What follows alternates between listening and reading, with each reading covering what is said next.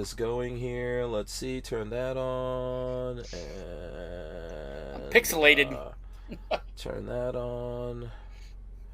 And we should have started. We should have started feeding out to the people out there. You guys can let us know if you're hearing us loud and clear. We should be feeding out to the folks out there. All right. You're joining us live on Player. I think Patrick was telling me that I shared it on social media that I was going to be on YouTube. That's a mistake. My bad. Sorry. But you're joining us live on Player so that we can hold guns like we're holding right now. Like I'm holding up the 10mm JXP CHF was something. I don't know. Dave will tell us. Okay, JXP 10mm. JXP 10mm. Red dot ready. Oh, look, Dave's got one too. Yeah. There you go. Walter, what you got? What you got, Walt? I'm old school gangster. 45. Oh, he's nice. He's got the 45. Okay, there you go. Yeah, so that's why we're on. That's why we're here on formerly known as Utreon Player. So if you're listening to this on YouTube later on when we do go live from YouTube, you want to join us live, go over to Player/WMMF podcast. If you're listening, all the people all around the world listening to the podcast, you want to join us live, go on Player or Utreon. You can search either one and you will find us there. All right, that being said, I think we can kick this off here. I think we're good to go. Welcome back to the Hank Strange Situation, Lifestyles of the Locked and Loaded. We wouldn't be able to keep the Who Moved My Freedom podcast going without the support of great companies like Franklin Armory. Franklin Armory provides 100% US-made firearms and awesome binary option triggers. Their focus and purpose is to provide freedom tools to all Americans, especially those in not-so-free states. So when you're in the market, please consider Franklin Armory. Okay, bada bing, bada boom, we're in the room. Let's see here. Let me get everyone loaded in here. All the dudes are here. There we go. Let's get the jazz hands going, y'all. Come on, get those. Oh, look at Walter. Walter's got some injured. broken wrist jazz hands. Oh, baby, he's injured. He's got a broken bones, jazz hands going. We are live. I hope you guys have your big girl panties on. This is episode 983 of the Who Moved My Freedom podcast. And it's Wednesday night, and my guests tonight are, of course, Dave Kiwacka. Did I say that right, Dave? Did I get it right? Kiwacka? Yeah, you good. Yeah, You're good. Of High Point, joining us. I'm going to say proud sponsor of the Who Moved My Freedom podcast. Absolutely. There you go. Shout out to High Point. So Dave's joining us. Also joining us here, Walther W, for no reason, Keller, of Safety Harbor Firearms. That's because, Dave, there is no meaning for W. It's an initial. Yeah. But yes, Walter's here. He's back from his journeys around the world. He's joining us. We're here. We're going to be talking, about whatever you guys want to talk about, whatever Dave and Walt wants to talk about. The folks out there in the chat, shout out to you all. I see 42 Chilled is out there, Jade Grew's out there, Armin and Axis. Everybody smash those arrow ups. We appreciate it here. And you can also hit us up in the chat here and tell us what you want to talk about. As well as there is the Discord. Let's see, I'll go pull up the Discord right now and see if you guys want to post anything in the Discord. Just go into the main. Well, you could go in Gorn also and post stuff, but if you go in main chat as well, that's where we'll be talking about whatever you guys want to talk about. We'll put up in there. So yeah, let's see what's in there now. It's a new world out there. Doctor, sir, patient, excuse me, doctor. It's ma'am, doctor, ma'am. You have prostate cancer. Oh shit! Yeah. There you go. So, Walter. Oh, look at Walter throwing up the MP5. Oh. I recently received a U.S. made in Amatic Zenith. MP5s are getting thrown up right now. Okay. Dave? Okay, yeah. okay. All right, hold on. Yeah. You got some time here, Walt. Tell us what you're showing off there. Made in the USA by Zenith Firearms. Mm-hmm. It's 100% U.S. They were having a sale with Blims.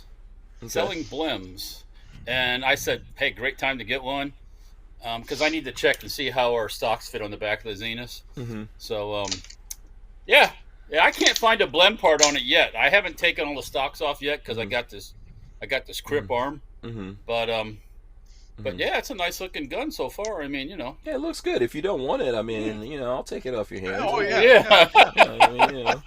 Yeah. You Dave, you funny. Look, right now, everybody put your MP5s up into the screen. Let's see. Look at that. MP5s on the screen. MP5s. Oh, which way are we going? We're going like this. There you go. MP5s.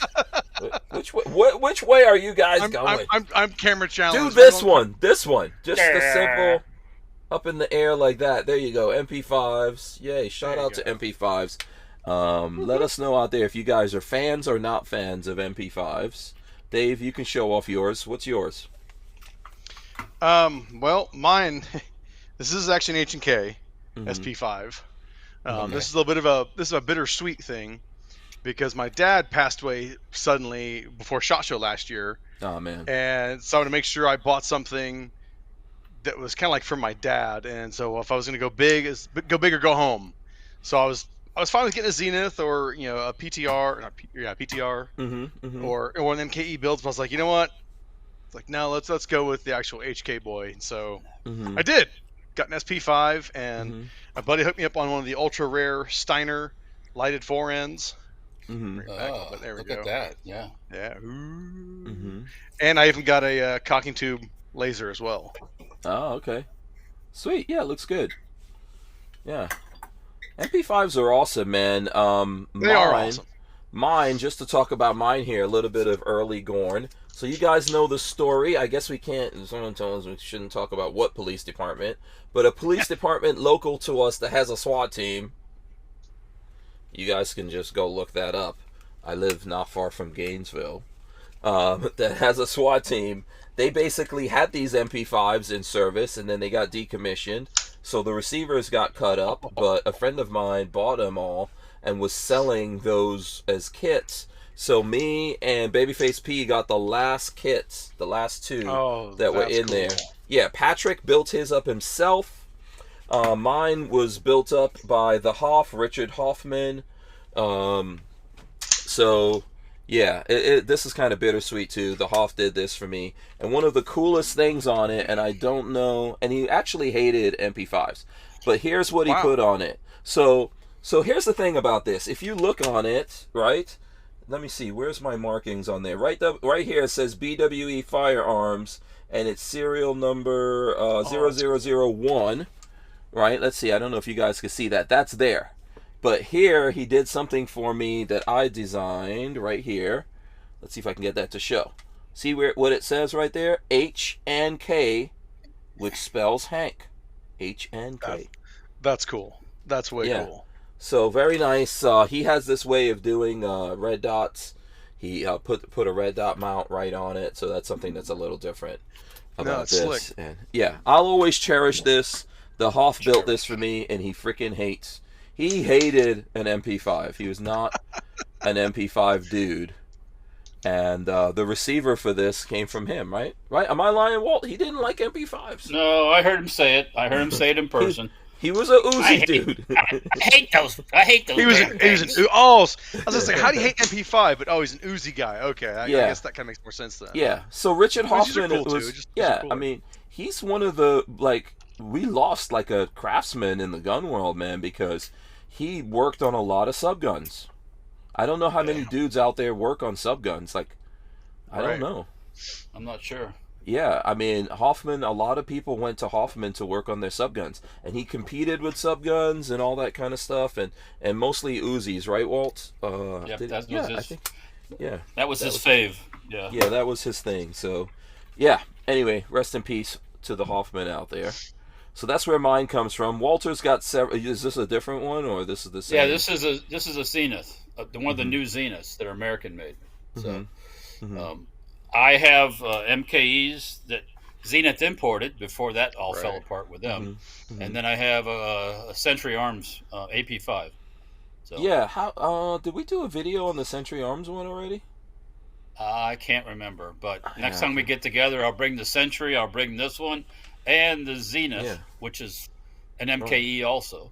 And So, when is Dave of High Point coming to shoot with us? I don't know. I need to make that happen. That's for sure. Yeah, man, you got to come shoot with us at some point here. I was literally just telling the wife. I was telling my wife last night because my mom's in town. She lives in Florida, outside of Tampa. And I was like, I've got friends in Daytona, you guys, Gainesville, Tampa. I got friends down in Miami. I got friends all up and down Florida. Walton's Tampa area too. yeah, I'm in Safety Harbor, which is Tampa Bay. So yeah. / Clearwater. I definitely need to get down that way, and we can meet up and shoot some shit for sure. Oh, 100%. Yeah, we got to get together. If you're in that Safety Harbor area, man, you can visit the Safety Harbor Firearms Shop. Absolutely would. It's not very exciting, but you can come by. That's cool. Oh, it's exciting. There's always stuff going on over there. Walt's working on a dirt bike or a Class B van or building guns. Breaking my wrist, Hey, I was up on top of a milling machine today with the broken wrist, fixing it. Yeah. So you got to do what you got to do. I mean, what did you do, man? Yeah, exactly. Tell us the deal with this freaking thing. I went on this epic train ride on Amtrak. We went basically all around the whole country, but we stopped in Minot, North Dakota, one of the stops along the way, and we got out, and North Dakota was covered in snow. It was snowed everywhere. So there was some snow mounded up on the side, and I said, I'm gonna make a snowball. So I walk over there, and how snow gets kind of dirty when it's been sitting for a while. So I kicked some of the top of the snow off to get down to the clean snow. Made a snowball, threw it at my wife, hit her. She's like, "Really? You had to do that?" So she made one and hit me, and it went down my shirt. It went down in my shirt. So I was like, I got to get her back. So I walk over to the stove to a new spot. I go to kick it, and I didn't pay attention, but there was ice underneath my feet.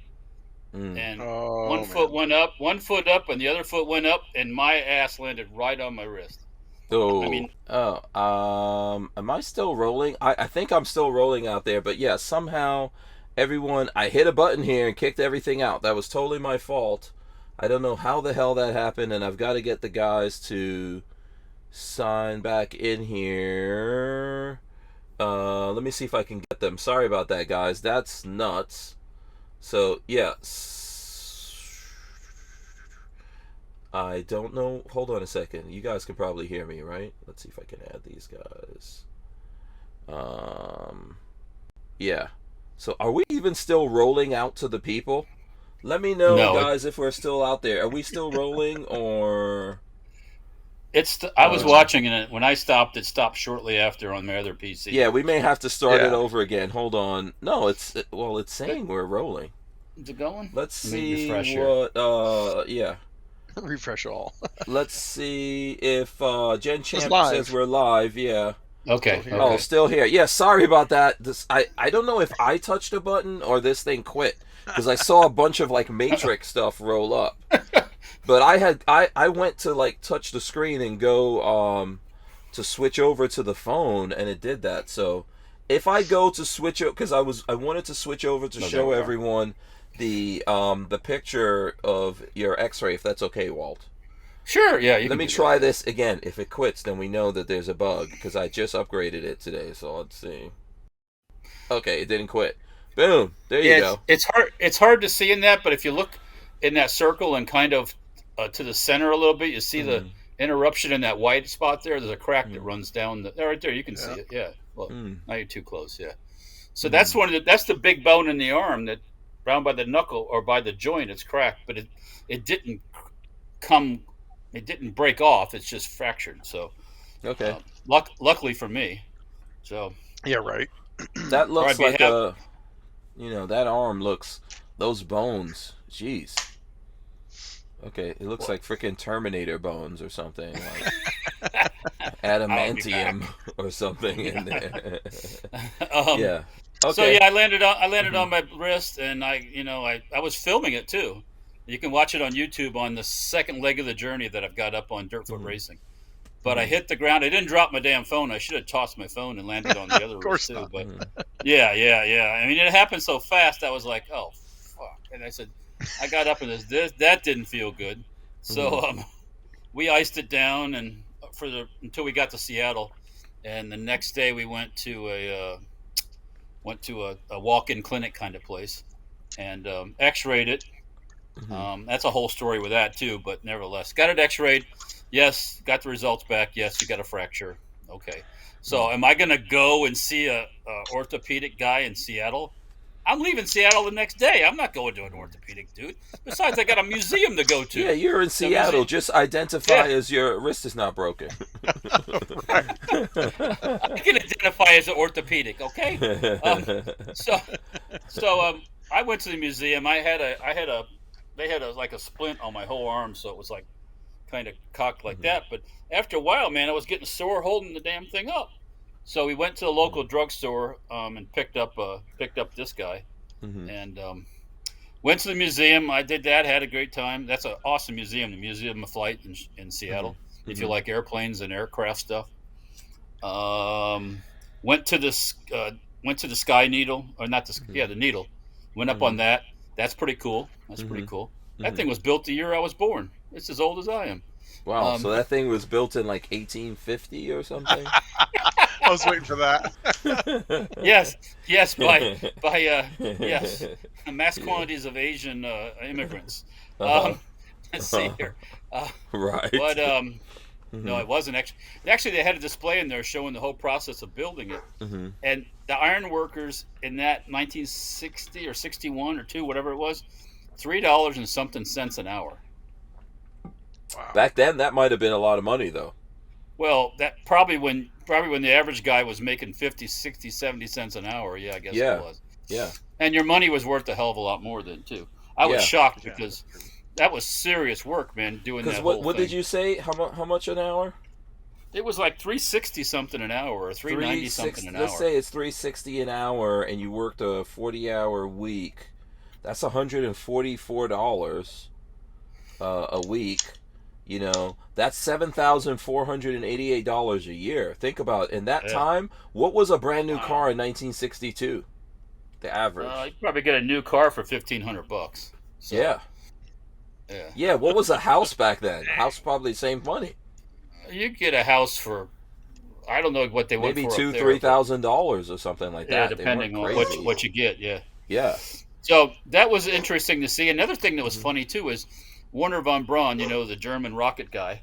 He went out there to see this being built, and he didn't want to. The iron workers had this like makeshift elevator thing that goes up and down. He was scared to get in it. Said it was too rickety. Yeah. So I thought that funny, But yeah, was he part of Operation Paperclip?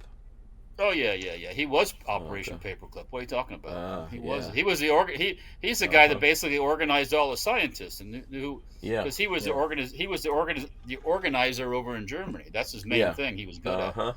Yeah. So bless his heart.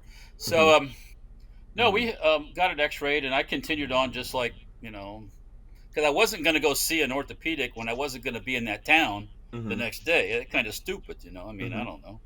Oh yeah, your arm's got a crack in it. What are you gonna do? Yeah, and you get a bill. Pay us now. Yeah, pay us for looking at it. Yeah, exactly. Yeah, and so $10,000. But my wife has been very insistent I go see an orthopedic, so we have an appointment for Friday. Okay. To go see the doctor. Yes. So. Okay. Cool. And that'll make her happy, and he's gonna go. Yeah. Okay, just keep it wrapped up. So that's exactly what I'm gonna tell you. You're an old dude now. You can get up on AARP and all that nowadays. I mean, you're old. I got this for AARP. Because they're 100% anti-gun. Yeah, they're very woke. Yep. Can you imagine? Yeah. No. Yeah, some old woke people. Yeah, that's scary shit. Because I. But one thing, make a little commentary about Seattle. In the city and downtown and stuff, I had no problems. It was, there was a couple people sitting around begging, but not too bad.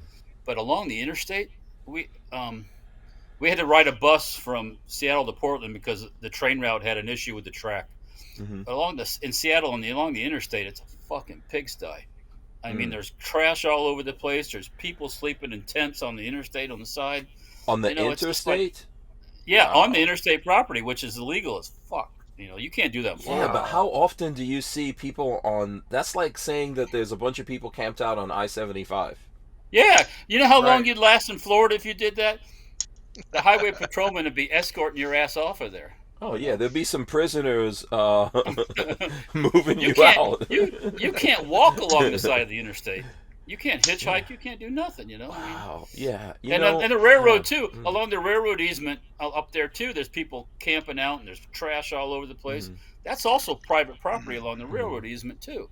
And the railroad people have laws to protect all their shit too, aside from everything else. You can't.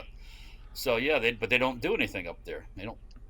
We're not talking about homeless families. We're talking about males sitting around all day long. It's not a family sitting in a tent by the side of the interstate. Sorry, So that's too bad. That's why everyone Lola and I last night had some friends from from that part of the country, and they were over here. They just sold their home over there, and they're getting out. They're looking at places here in Florida. They're trying to figure out where they want to retire, but they don't. Well, you see, in the chat, one of the guys just posted that the Senate in Washington voted for an assault weapons ban again. Yeah. Yes, we've been talking about that. And don't they know that? Well, anyways, we're going to all that shit. But I mean, as far as Dave's dog does not like the subject you're getting on right now. Well, you know what? Dave's dog said, "You better watch yourself, old man. I'll break the other wrist." Watch this. Watch this. Anyways, no, but in Portland was the same way. There was some of that, and the reason they have the problem because they just turn a blind eye to all of it. That's why they have a problem. Right. So, and somebody has to be a bad guy once you clean up the place. So, but the rest of the trip, California. What do you think about Cali? Well, it's like any other place until you get. Well, I mean, I was only in LA for 22 hours. Did you smell weed at all in LA? Oh, I did numerous times. I mean, I got a nose like a hound dog, so I'm like, oh, look at that. And my wife doesn't smell any of that shit, but I'm like, oh God, in LA too. I mean, there was a little bit of that in Seattle too, and but we had a decent time in Seattle. I didn't realize it was so so hilly in the downtown area. Oh, it's crazy hilly. Yeah, it's crazy hilly for a big city. Some of these streets these guys drive up, I'm like, I was looking at the street. It's like, man, you better not stall out or something up there, man. Right. Yeah, I guess San Francisco's like that too. Are you from that part of the country, Dave?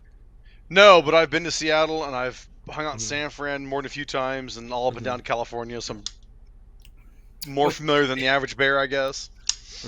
It was funny. We were in we stopped. We were in one of the train stations. It was in Portland, I think it was. And these two, was it Portland? No. It was in L.A. And these two gentlemen, it was in the hotel. We were checking in, and these two fellas, two black men, big tall guys. I mean, they were like 6'5" kind of guys. And they're like, man, we got to show you. You got to come to San Fran. That's where it's really nice. That's real California. And they're going on and on and on. And they're older, about real California. Yeah. And I'm thinking, I didn't want to say, well, maybe if you clean all the freaking people sleeping on the side of the road, then maybe come back to California. But, depending on where you go in California, it's beautiful. I was out in California. Yeah, hell yeah. I was in Oxnard. Yeah. Oxnard's beautiful. I mean, if I showed you guys pictures of the beach and all that in Oxnard, yeah. Awesome. Oh, we stopped in Oxnard on the train. That was one of the stops. Yeah. That's a beautiful part of America right there. I got to when we were heading along the coast, riding along, and we were eating dinner, and we were on the side that was on the water, and we're looking out, and then I look back across the way, and I see this tower-looking thing over there, and I'm like, my mind started to work. Oh, we're probably near Vandenberg Air Force Base, and there's a SpaceX rocket on the pad. It's like, that's cool. Yeah, that was cool. It was supposed to go up that day, but it got pushed back to the next day, and because they got their license, right? Is that they got? No, that's not. No, that's not that one. No, that one's in Texas. That's one in Texas. Oh, That's supposed to go tomorrow morning again. They're going to try it again tomorrow morning. Oh, okay. Is that the one going? That's not going to Mars, is it? That's just an exploratory kind of thing, or? This is just going up to see if they can get to orbit a little bit. Yeah. Okay. Yeah. We're not launching any Mars stuff anytime soon. I don't think. Not yet. No. Okay. Well, they're, So they're, anyways, they're like planning some of that stuff, though, aren't they? Some Mars Oh stuff. yeah, I thought yeah. I read something. That's his goal. He wants to go to the moon, but in 25. That's what I heard. So Yeah. that's, Yeah, we gotta that's right take the around moon. the corner, man. Yeah, make the moon great again. You know what's funny? So Musk beat is the Chinese to the yeah, moon. Musk was on Tucker Carlson and kind of like did pretty well, man. I heard Fox- about. I haven't had a chance to watch it yet, but I heard that. I heard it was pretty What good. he was going at it with him or something? No. Musk was on BBC because he's going around doing news things. So he said he went to like far left BBC, and he's going to go to far right Fox News. He's going to do some stuff in the like middle left, middle right, and center. Yeah. So we'll probably see him on Joe Rogan or somebody else sometime soon. I was like, what's the center? Yeah, I don't know. Maybe is Joe Rogan the center? Probably. Maybe. Yeah, maybe. In these times that we're living in. But I don't know. Yeah. But yeah, so overall, the trip was all right. I got to see places I haven't been, and it was cool. So. Did you go? What was that museum I told you about in LA? Did you get out to that? Oh, Peterson. No. Oh, you didn't get to the Peterson?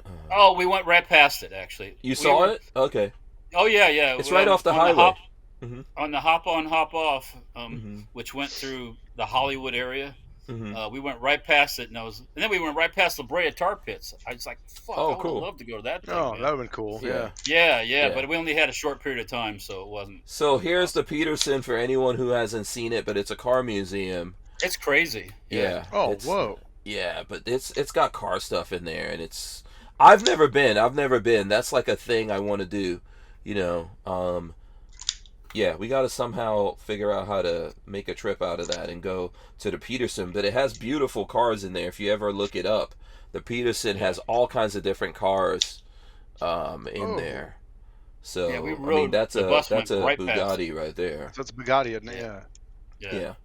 I'm gonna get a Bugatti one of these days. Yeah, I'll get one. I get one. It's only like 3 million. 3 million. 3 million. Only. Yeah. I believe I can do it. Yeah, well. So yeah, the Peterson is awesome. Yeah, go ahead. So no. Then we ended up back in New Orleans and spent a night in the Quarter, and then next day hopped on the plane and came home. So yeah, it was cool. Went up in the sky deck up in Chicago and standed on the used to be called the Sears Tower, but it's called. Is that glass thing now? The glass, yeah, we did that. Yeah. And then also in the Space Needle, they got a glass floor too, so you can walk on that, sit on it, do whatever you want. So how did you feel looking at like Peggy standing on that? I don't think I could do it. I couldn't watch Lola stand on that. I could do it. I could stand on it myself. I can't watch Lola stand on it. My brain works crazy like that. Yeah. At first, have you ever skydived? No, there's no way. No. I'm not going to voluntarily. Why would I voluntarily jump out of a plane, Dave? Because it's the most awesome experience ever. Yeah, oh, really? Yeah. Okay, cool. Do you have some videos? Do you have some videos of it? I mean, I'll totally look at video of dudes jumping out of planes. It always looks fun. I've done it a couple times. It's fun. Yeah, the video is all I need to watch. It's a good time. Some things you don't need to do. At first, Peggy didn't want to go out to the sky deck thing, but I kind of did, because if I didn't, people say, "Did you go out there?" And you didn't. Oh, you chicken. So that'd be me, chicken. Yeah, exactly. I went out there, and then she climbed out there too, and it's a little intimidating. You're like, you're right. But then we went to Space Needle, and she's like walking around sitting on it, no big deal. So. Oh, okay. Okay. Cool. Yeah, that kind of stuff. It's nice to do every now and then, Yeah. To get out and travel around America and realize how vast and diverse this country is, and how beautiful all the different. It's like all these countries put together. Yeah, it really is. Yeah, I mean, I haven't totaled up the number of miles we actually traveled on the train, but in some places like in England, going 100 miles is a big deal. Right. That's a big deal to those folks over there. And like I said, I was telling it when these people we were talking to on the train, I think they were German. was it, or somebody else. No, we were actually talking to some Englishmen somewhere, and I said, hell, driving to New Orleans is like 11 hours and 630 miles or something. You know, it's like driving Florida. across Europe. You could drive all the way across Europe, you know, in that time, you know, and it's like, Yeah. no big deal. Yeah, you can definitely go to. How long does it take to drive from London, let's say, to Paris? If you could do it in a straight line, it'd probably be, I don't know, probably 4 or 5 hours, probably. A couple hours. Yeah, I mean, it's not that far straight in a line. Yeah. Yeah. America's awesome, man. Yeah. You know, yeah. people are out there getting mad. Yeah, I get it. I understand, but you know, now I America's remember awesome. we're riding on the train for a while, and we're in the observation car, and there's all kinds of people in there, and there's this younger couple, and he's talking to this other guy that originally came from the Czech Republic, and it's like the young guy's like, oh, I really like these developing countries. You know, I like to go to these developing countries. And the Czech and the Czech guy's going. Czech guy, which talks completely normal American. He's he's been here for a while. He's like, no, man, this is the best. This is the best place you want. This is where you want to be.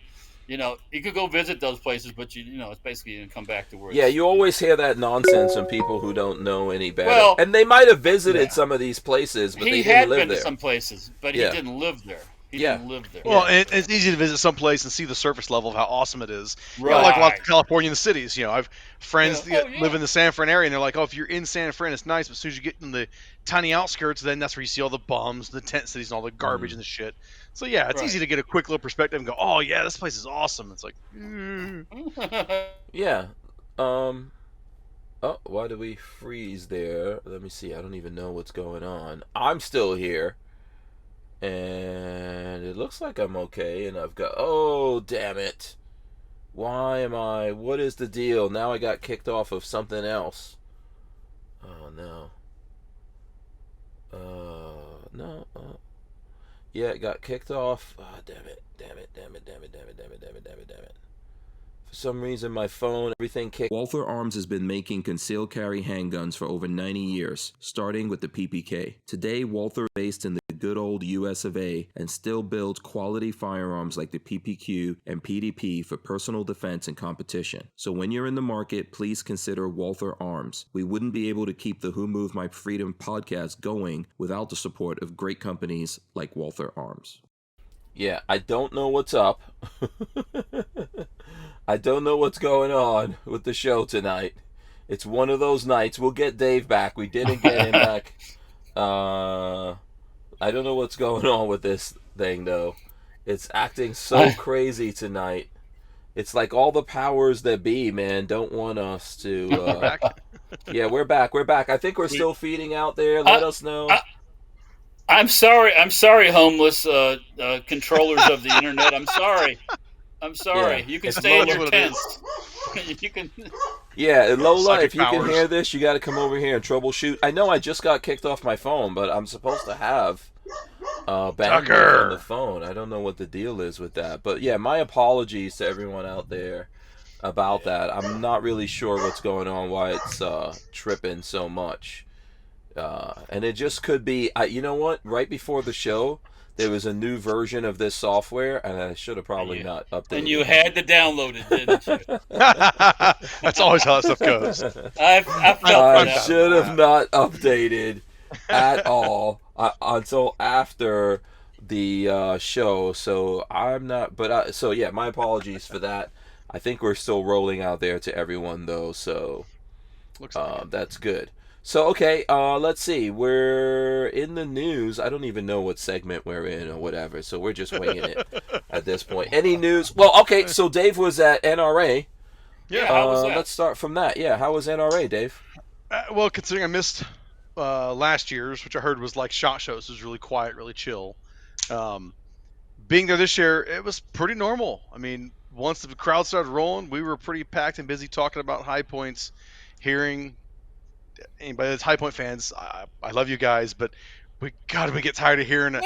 I love my High Point. It's all no, it wasn't even you can't crap. It was just like how much they love their High Point, and you hear it for like the millionth time. It's like, God, like I know, man, awesome. I'm glad you do. I'm like, but I've heard it enough. Like, just can we talk about something else? You know. Mm-hmm. But no, so no, which is awesome. That really is absolutely awesome to hear that from the fans. You know, front and center. So no, it was a good show. I mean, it was still good to see the end users of our products coming out there and talking to us and seeing what was new. I mean, Yeah. So no, it's a good time. Still a good time. So you're saying that people were? I'm sorry, I was trying to talk to Lola to see if we can figure out what's going on. So you're saying people were waiting for the yeet cannon? That's what they're complaining about, or no? I didn't say that at all. No. Absolutely not. Oh, yeah, okay. He wasn't listening. He wasn't. I didn't say that at all. Right? No. Okay, so what? No, What? I'm sorry. Did you just say you were tired of people telling you how awesome High Point was? Because I don't know. Like it's my brain is. It's not that simple. No, it's not that simple.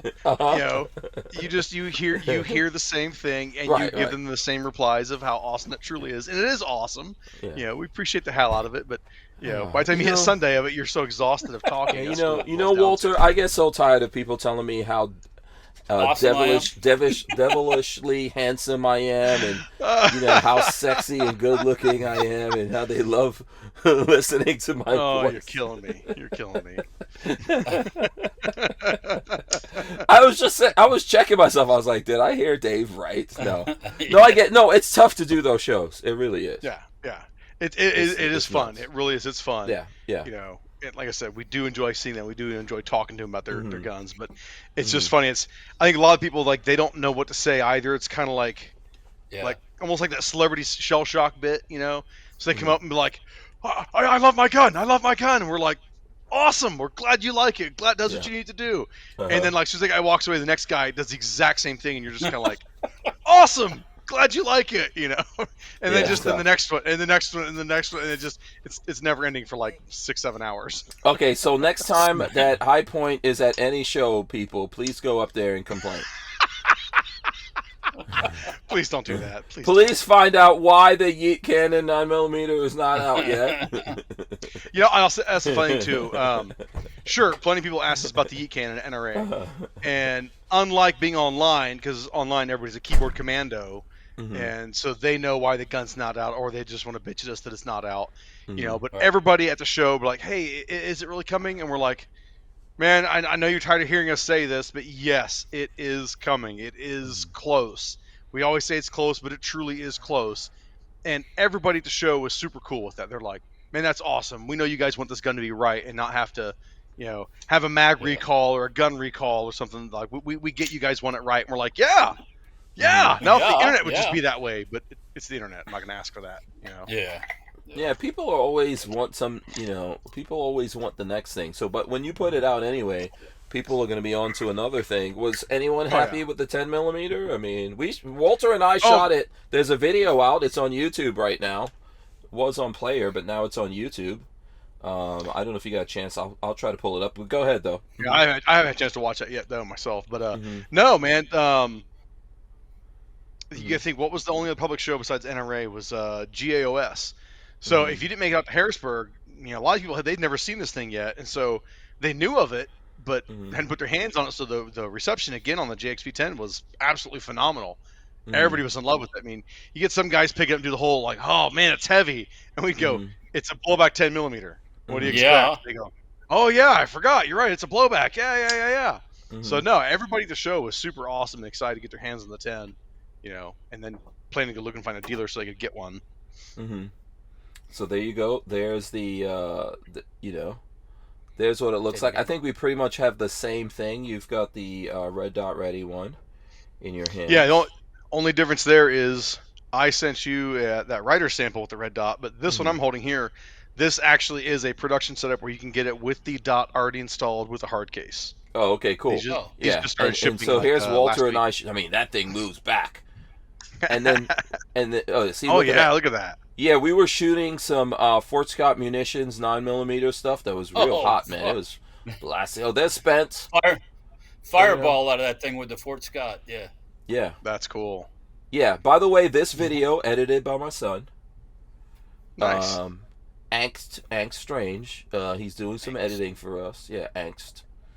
That's his name. Actually, that's actually his name is Angst. Angst? Yeah, Angst, yeah. That's his actual name, believe it or not. So that's pretty much what I'm calling him. That's not what we call him, but that is his name. So he's probably been called a lot worse than that. Big head,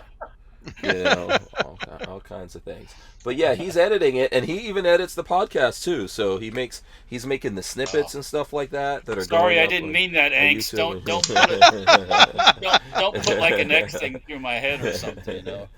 Yeah. You can feel free to put whatever you want to on Walter's. No, don't. No. Yeah, it's probably too much work. See, it's something I would do. Yeah, take a lot of work and to knock down this whiteness on me. I don't know. I'm pretty handy with Photoshop. Yeah. Oh, I bet. Yeah. So did you guys announce anything at the show that we could talk about here? Perhaps we did drop a new caliber carbine or something. That might be exactly what we see. How? Right. Okay. See this here. Let me guess. So like mirror effect here is a little weird. Yeah. Yeah. It looks good. It looks good. Yeah. Go ahead, Walter. Go ahead, guess, Walter. Yeah, go ahead. What caliber is it? 5.7. No. Does that look like a 5.7 magazine? Come on, look at that. Look at that. There. I Like you fit 5.7 in there. Come on. Oh my God. Okay, fine. It's like you fit 5.7. Oh, What caliber does it look like? Show us the magazine again. Show us the magazine. Hold that up to the camera. If it's high point, it's gonna be firing out of a 9mm magazine, probably, right? This one was a 9mm. No. I don't know. I don't have any clue. I don't have a good guess anymore. Do you want to drop it on him? He was on the road. Yep. He was on the road. Okay. Yeah. This is the new 30 Super Carry carbine. 30 Super Carry. Who? Yeah. 30 Super Carry. Refresh my memory here. That's Federal. Yeah. Well, I'll tell you what I know, which isn't much. This is Federal's new cartridge they developed and dropped. I think it was last SHOT Show, like 20. Okay. Yeah. What the hell am I talking about? 2022. Yeah. It's like an in between 380 and 9mm. I don't have any of the rounds on me, but the full cartridge overall I think is a hair longer. Maybe it's a hair shorter than 9, but similar diameter to 380. So it's 30. What 30? 30 Super Carry. 30 Super Carry. Super Carry. Yeah. 30. And 30 Super Carry.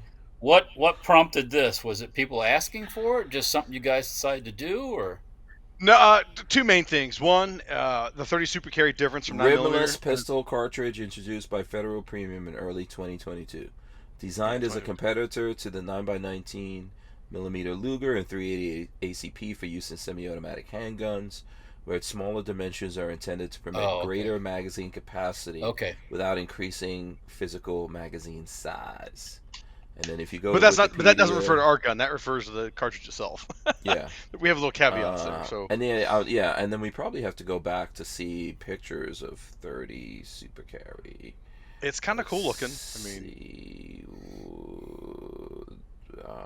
Okay. Is that so it you know what there? You know what it reminds me of? It reminds me of M1 carbine. That's what it reminds me of. So this is readily available out there, right? There's a lot of companies making this caliber. You got Federal's onto it, Hornady and Remington. Yeah. I mean, mostly defensive loads. I don't think they have that much of target stuff. There's Blazer, which is Federal. I've got some of that target stuff. But no, our kind of design idea with this thing was pretty much just like the 380 carbine. If you guys ever shot that one. Same kind of concept. It falls into, when the 380 pocket pistols were the big hot heavy thing several years ago. We rolled out with that carbine as basically a complement gun to those pocket pistols. So if you're somebody who decided you want to carry and you buy the pocket gun, having a carbine just to make sense for a home defense side of it. So it's a niche gun. It's a very niche gun. You guys basically decided to make a caliber that's in the middle of 9mm and 380. Whoa, we didn't make a caliber. I mean, not you. You didn't decide. Yes, you're right. You decided. Someone out there, Federal, decided to make a caliber that's in the middle of that because we totally need that because 9mm is not good enough, and we don't have any kind of magazines that could carry more rounds and all that. And then you guys decided to make a carbine for a gun that's been out for a caliber that's been out since 2022. And so when is the 5.7 coming out? The what? The 5.7, Dave. The 5.7. Again, come on. Like, this grip is like the depth of a 5.7 magazine as a whole. You can't fit a 5.7 magazine into this thing, okay? Come on. You guys are killing me. I think it's time to make modular grips there, man. I think. Modular grips? What the hell are you talking about? I think it's time to upgrade to modular grip. Is that the limitation now? You made 10 millimeter. No, that is a limitation. We truly did look at 5.7, but because of what the magazine size is, you just can't back up so you can focus. You can't make it fit in this thing. It's just not it's not doable. Okay. So yeah, I've got to look at the difference of that. Let me see. Let me get my 10 millimeter here. Let's look at that magazine. I could fit 5.7 in a 10 millimeter. I'm pretty sure. It looks like it to me. It looks like it to me. I don't know. I think so. I'm not gonna go 100% on that idea. No. Okay. So. Yeah, I think we need to try. I don't have any 5.7 here. I'd try it. Make a Yeah, I don't have any here with me either right now. But make a prototype, Dave. I think, and let's see what happens. You know, I'll and you know what? While you're at it, just make it a bullpup. Just make it a. I was waiting for that. Yeah. Why do we have to get a? You know, what is it? Hightower Armory. They make a really nice kit. But why the hell do we have to go? Yeah. Why do we have to do that? And I have no disrespect to those guys. But expensive to make new. Come on, we're a budget brand, budget gun. Come on, if you go down this path, we will get that in 2043. Or maybe we're working on new things, and we're just not going to say jack about it because of the whole YC9 debacle, and we'll just drop new things like this. Yeah. And this. I mean, come on. Did anybody see this one coming? I mean, maybe. No, I didn't actually. Especially looking like this. I mean, getting those modern lines and modern accessories to it. Yeah. Thread barrel standard. I mean, and it works great, man. It works great. It's heavy as hell. When you run out of 10 millimeter bullets, you could beat a bear to death with this thing. You know, you knock a bear upside the head with this thing, he's going to be more broken up than Walter kicking snow. Hank, get that close to a bear with an empty gun. Be my guest. I'm not doing it. I'm going the other way. Now his dog is mad at me. There's another human being 50 yards from my house, that's why. Right. So what? Okay, so that's something new. Did you guys come up with anything else at NRA? We did drop. I don't have them with me because we just got the first run today.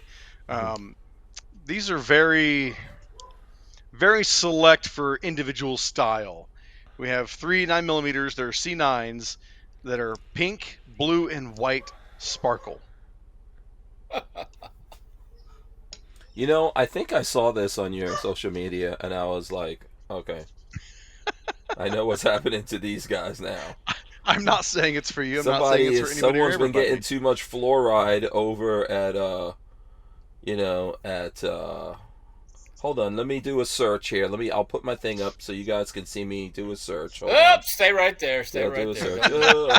Let's see. I saw red, white, and blue there too, or sprinkles or whatever. Yeah. That's all that's it. Yeah, here we go. Here's the video I saw. There it is. Is that your? No, that's not your hand because you. That's not my hand. You got nice nails if it is. Yeah, I was gonna say nice color. Yeah, that's not me though. So what exactly is the thought here, Dave? What is the when you guys were sitting around the design table and you're like, you know what?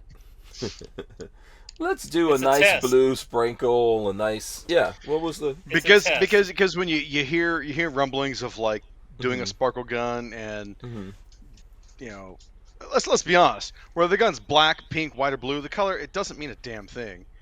But if you're going to the shop and you see that, you know, and that speaks to you, you're going to get it. So why be left out? I mean, it does stand out.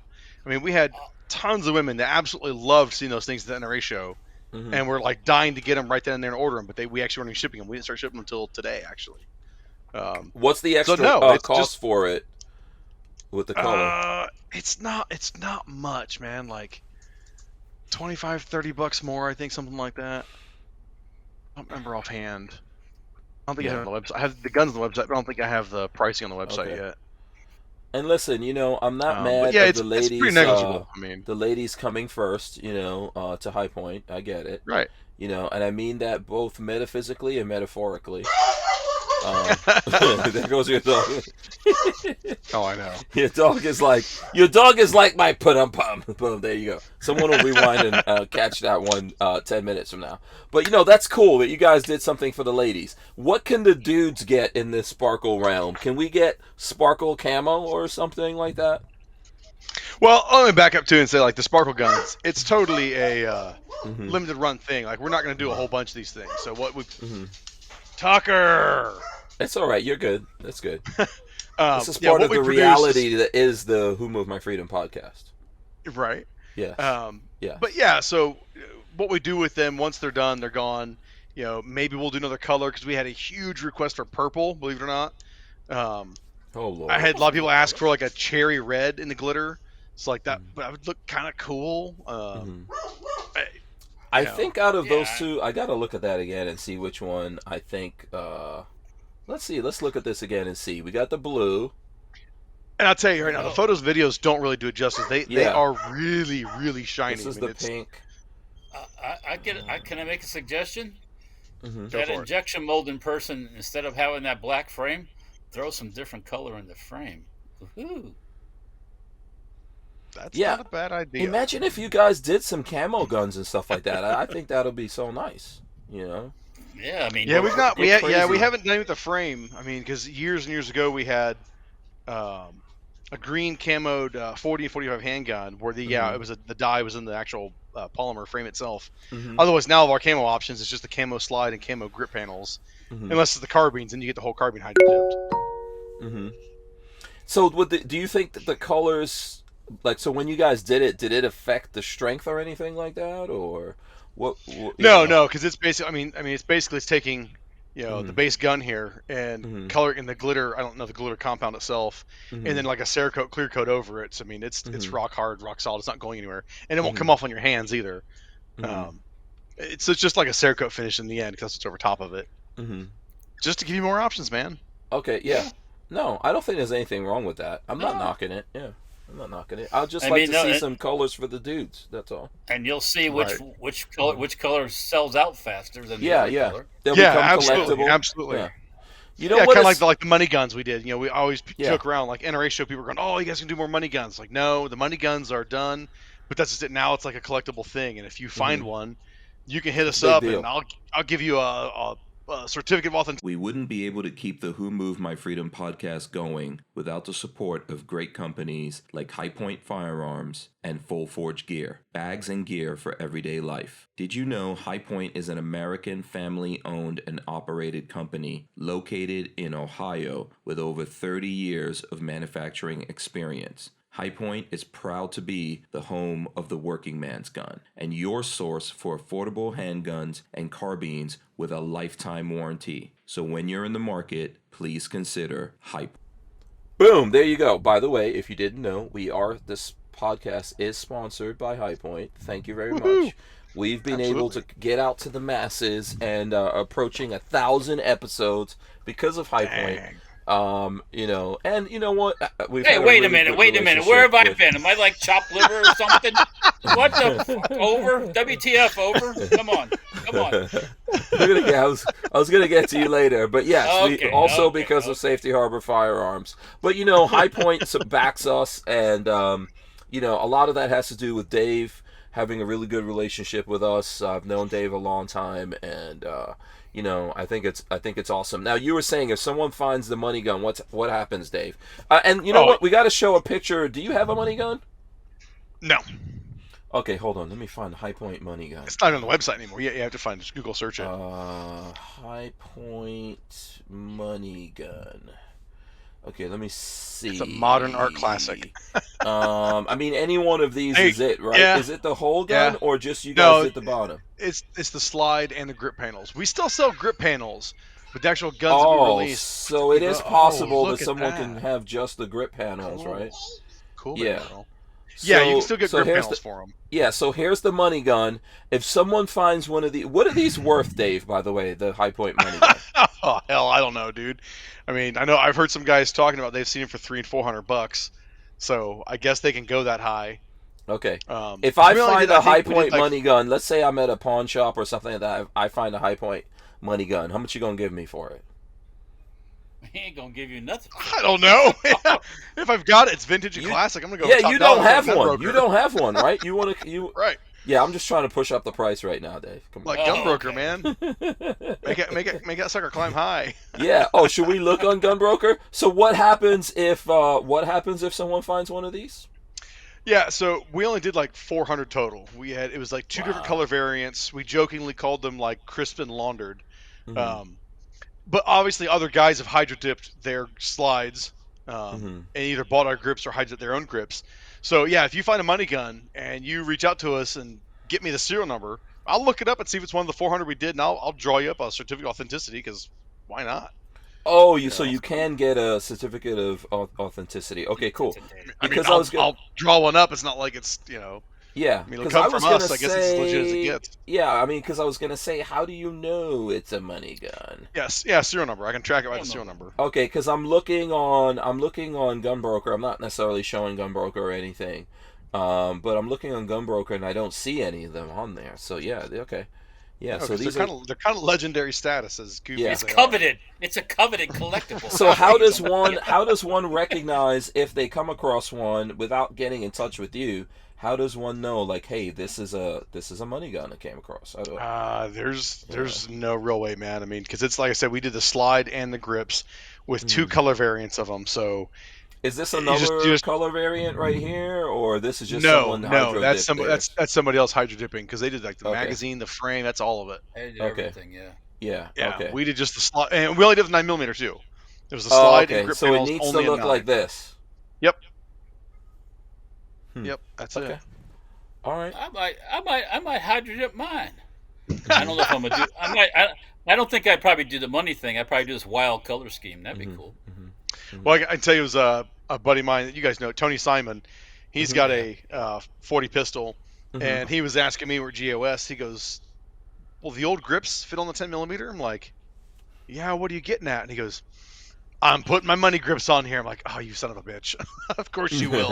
You're going to take off these awesome, new, nice grips. Oh, which way? This way. Uh-huh. You're going to take those nice, So new textured grips off. he has a money go gun, money gun? or he just has the money grips? No, he's just got the money grips for his 40 cal. Okay, so do you guys still make the money grips, or no? You don't make those either. No, he still does the grips. Okay. Yeah, still make the grips. But yeah, so with the JXP though, these are still the same size grip panels as the older 40 and 45 handguns. So yeah, any of the hydro dip grips that we make for them, you can put them onto this thing as well. Or you can take these grips off and put them on your, like Walter, you could put these grips on yours and get a little better texturing. Okay, yeah, so you can switch the grips around. Okay, cool. Yeah. Let's see, Walt's showing off his. That's your... Yeah, I got there's the school. old- This is old school.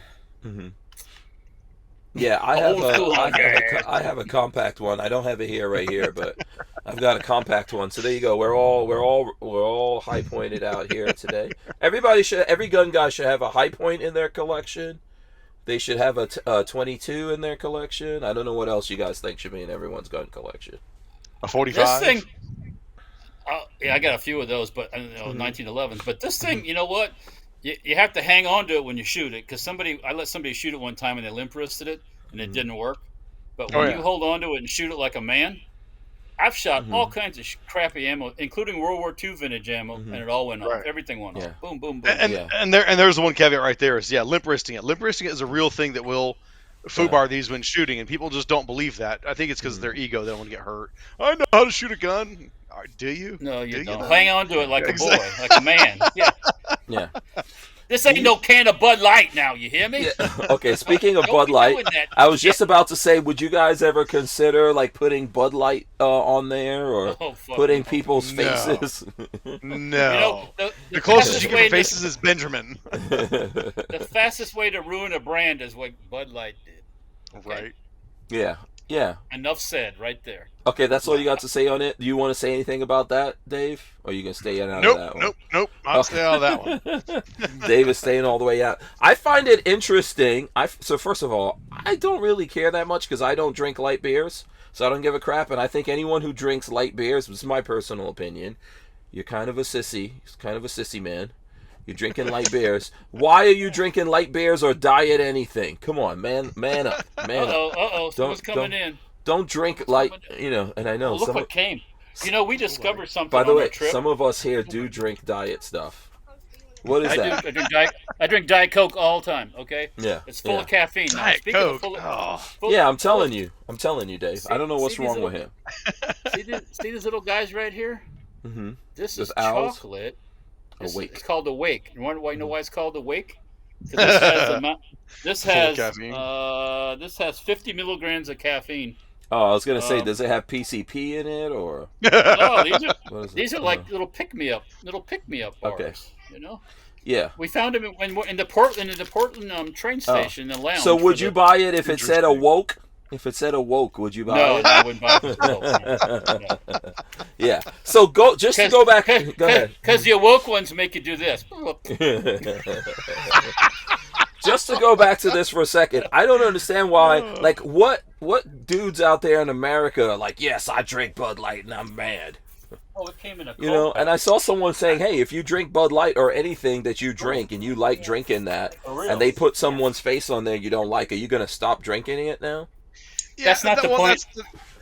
Yeah, I mean, there is some hypocrisy in some of that shit. I mean, if you like drinking it, you're still gonna keep drinking it. I mean, drink it, whatever. Walter, if they put you just said you like what was it? I'm sorry, Diet Death. Okay, Diet Coke. Diet Death. You like Diet Coke. If they put someone's face on Diet Coke that you don't like, you don't agree with, you're done. Done with Coca-Cola. Done with Diet Coke. It's not just putting the face on it. That means they're part of that. They're supporting that whole idea, that whole premise. It's just not a matter of putting somebody's face on it. And you know what? Let's be real. Did they have to do that? Because the people that are going to drink Bud Light are going to drink Bud Light, whether they have a tranny talking to them or a big husky football. I mean, I don't know if they had to do it. So here's what I believe. This is just like when we talked in America about someone taking a knee, right? The national anthem. Those people have the right to do that, and then I have the right to not like them. And I have a right to, exactly. Yeah. So Bud Light or any company has a right to put whoever they want to represent their product that they want, right? There might be people who get mad that Hank Strange is a High Point guy, right? But you have the right to choose whoever you want to represent you, and then people have the right to go, you know what? Screw you. We don't like that you put Hank Strange. You support Hank Strange. Forget you. People have the right to do that too. What I think is that companies, they really need to think about it before they do these things. Does that make sense? Yeah. Really? They think a little harder about it. Yeah, make sure those people. Because do we really think that guy otherwise would have been like a Bud Light? Was he, without them giving him money, was he really Bud Light? Is he really a representation of Bud Light? That's what I think is wrong. And I think if you're gonna, sometimes it feels to me like you're making a mockery of women out there, right? And women are going through a lot of stuff right now. If you're gonna put someone out there, and it has to do with women, how can a man be a better woman than a woman? Let's find some women first and get some women out there, on stuff or support women. Let me say this about this guy or this person or whatever you want to call him. He's an ugly fucker. Okay. He's not. There's a lot of fake women out there that look a hell of a lot better than that ugly son of a bitch. Okay, so you would have been happy if it was RuPaul. RuPaul, you would have taken. Well, here's. You're okay with RuPaul? The RuPaul character's been around for decades. Yeah, decades. I got no beef with RuPaul. It depends the context of things. I honestly don't. I don't have any beef with anyone being transgender or anything like that. It's all good. I'm just wondering, I'm just wondering what is, why should a company even make a decision one way or the other? Bud Light, just be Bud Light. What I mean. But this is the weird thing. This is the weird thing I wanted to get to of what happened recently, right? Did you guys notice that recently now, like Fox News is pulling back from the thing? And I think it all started with Trump Jr. coming out and saying, "Oh, you guys shouldn't go. You shouldn't stop boycotting Bud Light. Budweiser is a very conservative company, and they support conservatives." Their family probably owns a shitload of Anheuser-Busch stock. That's why. Maybe. Could be. Yeah, and I think the guy who's running the company was I don't know, I don't know if he was a Marine or some guy in the military at one point. He was a young guy who was in the military, and they're saying that they actually support more conservatives than anything else. And so now Fox News is backing off, and a whole bunch of people are backing off. I don't know that we should have all been mad anyway, because in my personal opinion, that kind of stuff doesn't really matter. But people do have the right to not like when you do something like that. And they have the right to not like it. People have the right to speak that they don't like it. See, yeah, 100%. When you come out and say you don't like certain groups of people, you can come out and say you hate Donald Trump and he is a son of a bitch and he should hang and everything else. You come out and say that about that person or other people, and you're a homophobe and you're a racist and you're this and you're that and you're other. So there isn't free speech, because you can talk all the shit you want about High Point, and nobody will even come down on you.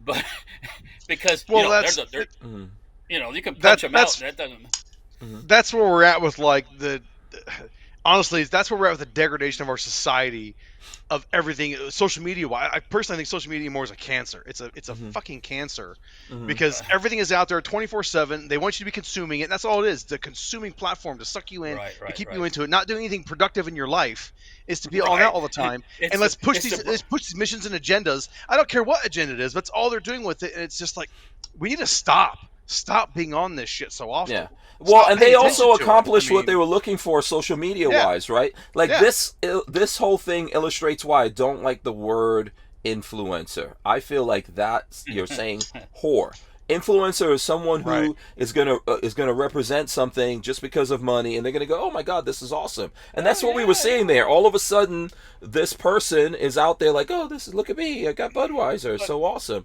Versus like someone who genuinely cares about that thing. Right. And if you're gonna pick someone to represent your company, regardless, and you could do whatever you want with your company, but if you're gonna pick someone, I would think you would go out there and try to find people who genuinely, without you giving them money and all that kind of stuff, would like this. You and your ideology. Yeah, they genuinely care about it. Like, I wouldn't take money from someone. I wouldn't take money from High Point to say that High Points are cool. We always thought they were cool, right? And so it's great now that, as a guy who's truly out there, who I believe in guns, believe in the Second Amendment, advocate for it and all that kind of stuff, and put a lot of time into it, it's awesome for yourself and other companies to go, okay, we see you, we see these other people, we're going to support them. But we're in the influencer realm when we just put it on a random person because they're trending, and then they got exactly what they asked for. Everyone knows about it now. Yeah, good or bad, they got exactly what they wanted. That's where it falls back to that. No such thing as bad publicity. You can spin it to your direction. Yeah, they lost $7 billion, but who knows? Yes, I know they did lose a bunch, but like you said, though, they still they wanted to a certain degree. I mean, when your brand takes an $8 billion loss, is it really worth it? Is it worth trying to court that percentage of the population? Right. I don't know, but here's what's interesting to me that I really wanted to talk about on this subject, right? Because it's not really so much that. I think eventually we'll move on and we'll forget about it, and everything's good. There'll be another one. But here's what is interesting to me, and I don't really. I'm just making an observation, right? It's interesting that all of a sudden Trump Jr. comes out and says, "Oh, stop boycotting these guys." Then Fox News, and then everyone else is like, "Oh, we gotta let it go." And that's interesting to me, and it reminds me of this. Well, it reminds me of this though, Walt. Do you remember when the members, that small band of like, what was it, 22 congressmen and women, decided they were going to hold up, right? They were going to hold up the whole election process of the speaker. What's his name? I wanted to say McConnell, but what's his name again? McCarthy. They decided to hold up the McCarthy thing. If you go back and look, you'll see Fox News was hot, spitting mad at those Republicans. They called them traitors. they were just ragging on them. Sean Hannity had Bobert on and treated her like she was trash. He treated Sean Penn better when Sean Penn, came on his show than he treated Bobert. And this is how they treated those folks. But when they found out the rest of us were down with what those guys were doing, they flipped. They flipped. Right. And this is it. Like, what the... Like, it makes me... You know, when we were talking... No, I'm sorry, but this is interesting. When Musk was talking about AI, I posed this question the other day on Monday on the show. Did AI already defeat humans? Are we already living in a fucking matrix? Absolutely. Right? Absolutely. Because Musk is saying, hey, this is dangerous what's happening. And it poses the question to me, what's really going on here? Why are these guys doing this? Why didn't Fox News think the same thing we did when we saw those guys and we said, oh, I know why these guys are doing this. This is awesome. They flipped when they realized we saw that. Why are they flipping back now? Because they realize, oh shit, maybe our advertisers, like you guys are saying, it's Budweiser. We want that money, so now we're gonna go back on. Well, sorry, go for it. Budweiser is one of the biggest contributors to the GOP. Mm-hmm. Anheuser-Busch, I think I heard that somewhere. So that's why part of them are flipping, because they want the shekel. They want the shekels. You can always follow the money. The money's always going to always lead you to and some also kind of remember, Anheuser-Busch is owned by, I believe, a European company. Actually, now they're not even owned by America. I thought they were. They are. Yes. They are. Yes. Yes. So that. And the big wigs at Anheuser-Busch said, we didn't know this was going to happen. Well, we didn't know this was going to happen. That's bullshit. And it's like, bullshit. Come on, bullshit. Come on, stop that crap. So does it, like, I know I'm asking this question of you guys, and I kind of know where you guys are already and where a lot of the people out there. But when do we realize we're in the Matrix? You know, when are we like the people, remember V for Vendetta, where the news was saying shit and the people were like, this is bullshit? Well, when does everyone else get that? Well, that's the problem. Like, we know we're there, but when does everybody else realize that? I have no idea. That's what's so scary about this shit. People have to, like, I stopped watching the news because same. I get plenty of the news from your friends and text and things like, and things like the rocket launch the Starship going off. That's news. That's I'm good gonna stuff. watch that shit. Yeah, right. That's cool. Awesome stuff. Yeah. In the morning, by the way, they're gonna do it again. Try it again. So stay tuned. I mean, I get up early to watch that stuff. It's like, that's cool. But this other bullshit, it's like. It's just something to focus you on what they want.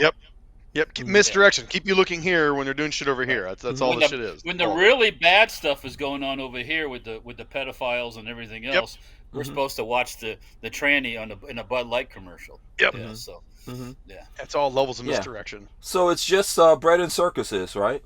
Yeah. Dog and pony show, baby. Come on. But here's the funny thing: people need to realize both sides are playing this game. Oh, absolutely. Oh, sure. Yeah, don't ever think it's just one or the other. We're being played on all sides for sure. All of them. Yeah. They're all playing against us. There's nobody in the Capitol Hill that's actually for any of us. Nobody. Yeah. Well, you know what? I don't know if I would say no one, but it's very few people. Oh yeah. I mean, very few. Most of them are looking out for where the next dollar bills, including in the Republican Party. I'm a Republican. I vote Republicans. Same. I consider With Armslist, you can shop the extensive list of local and nationwide firearms classified, now with more confidence because of their built-in firewall. For only $6.99 a month for personal use, or $30 a month for business vendors. So when you're in the market, please consider Armslist. We wouldn't be able to keep the Who Moved My Freedom podcast going without the support of great companies like Armslist. What? And I probably don't say this, like, you guys see Armslist there. Armslist, I'm supposed to say this a little bit more. Shout out to Armslist, like we're talking about all the people that help us do this. Like Walter, Safety Harbor Firearms. Of course, High Point. But Armslist supports us as well. And they have a thing now with Armslist where if you have a gun, let's say you have a High Point and you don't want to go through the whole thing of like selling it, you can actually put a couple of pictures up there and submit it, and local gun stores will give you a quote on what they'll pay you for your gun. So if you don't want to go through, that's pretty slick. Yeah, so Armslist has that. Yeah. So it's like we're buying your card thing. We're buying your car from you. Even Yeah, though you it's don't like buy from us. Carvana. Yeah. But yeah, Armslist is doing that now, and of course, there's actually a fee for Armslist, so there's that paywall that people were looking for. There's a lot of good stuff going on at Armslist. They're also a company that's been supporters of me and Lola and all the things that we do here for a long time, so I appreciate those guys. Jonathan from Armslist, I'm trying to get him to come back on. Really good guy. He every time.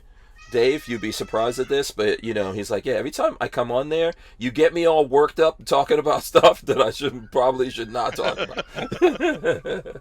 Yeah, and I was like, oh, don't worry about it. We'll just talk about guns. I do the same thing, as you can see.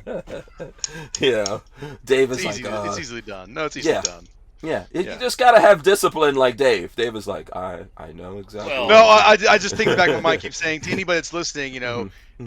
High Point has no view on anything. We're not saying shit. So my own view is my own view. Yeah, you're not talking for High Point. Yeah, I'm not speaking for the High Point on any of this bullshit that's going on. So yeah, and don't get mad at High Point. We're a comedy show anyway. Yeah, we are here to entertain the gun. Yeah, we are here. Yeah, we are here to entertain the gun guys. I always wanted to start a rant channel, so you come on and just. I mean, you might be traveling and you stop in a bathroom and somebody's peed all over the seats, and you're like, "What the fuck is going on? Do you do that? Do you do that at home? Is that what you do at home?" That's a legit rant coming from the NRA show. Oh yeah. Oh really? Was it that bad? Oh, dude, like the men's room. I'm sorry. Room, yeah, you started. The men's room is so bloody nasty. I walked in there sliding around like you couldn't even stand at the urinal without your feet sliding apart because it was so wet. I come walking out and the dude's walking up with a cane. I looked at him, I was like, dude, be careful, it's slick as shit in here. And he goes, "Oh, thanks, man." Like, come on, people, how hard is it? I mean, you'll end up with this, so be careful, right? Where was the NRA show? Was it in Indiana? Indianapolis. Okay, so how was it? How was it overall? Yeah. This is the third time that I've been there in the last 13 years. So I'll say third NRA show in Indianapolis. And man, downtown Indy is succumbing to every other big city's homeless and scrapper problems. Bums everywhere and just like rowdy ass people. I think the one night we left from a bar, walking another bar, and one of our guys, he went back to the hotel, and it was after midnight probably, and I guess there was 10 cop cars that pulled up, and it was like 100-person brawl. Apparently, a couple people got stabbed, a couple people got shot. Whoa. It was just like, what the hell's going on? Last couple times in Indy, it was great downtown, absolutely awesome. I remember years ago, the last time the show was there, it was cool. But this year, the bums were like the Atlanta level, where you see crazies pointing up at the sky, screaming and yelling and taking their shirt off and ripping it at the sky. That's what Indy was this year. It was like, wow. That's one of my pet peeves too. Is you let these mental nut jobs walk the street, and that's what they are. They're talking at the street. They're picking garbage up. They're like a seagull picking garbage off the street. Oh, it's legit creepy, man. It was even like I remember the last time we did NRA show in Atlanta. Man, it was sad to see all the kids that were living homeless out on the streets, and I was like, "What's happening in this?" Well, dude, when we were in Atlanta, at the time I had a buddy of mine. He lived in the Atlanta area and worked downtown, and he was gonna meet up with us at one point. And I told him we'd walked from our hotel to a restaurant, a bar next door, and then back to our hotel. And he was like, "Dude, don't get an Uber or a cab. That is not safe to walk around like that." We're like, "Man, it looked okay." He was like, "No, man, do not be walking around even that short distance." We're like, "Oh, okay, we'll Uber from here on out." It's like, holy shit, But yeah, you see the crazies literally like from Escape from New York, crawling out from underneath the ground, taking their shirt off, and they point the sky, screaming, yelling at it, and whipping their shirt around, and then point at the cars that roll by. It's like, this is nuts. This is bad. Nuts. I didn't growing up. I mean, you see, there's always been bums or hobos, you call them, Sure. But they weren't wandering around doing that crazy shit, And no, so they kept themselves because they were locked up. Right. Yeah, but we just have more. It's I don't know. I feel like people are just pushing society in a direction. They want the break. When you have everyone from every side looking for the break is going to happen. Yep.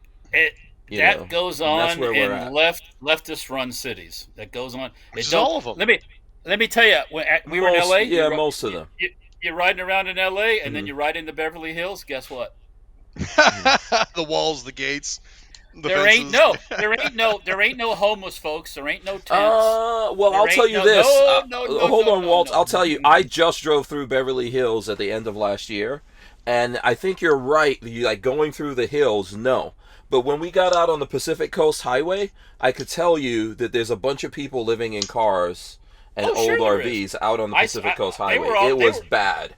They were all over the road. But not in Beverly Hills. I'll agree with you on that. No. They have laws and they have their own police department. Yes. Driving through the hills, no. But the minute we got out on the Pacific Coast, we were like, whoa, what's up here? Why is this like another this? world? Yeah.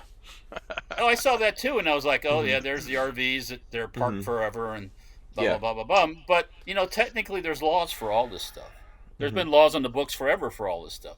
You just have to be the bad guy and haul these people off. Yeah, I know. That's what.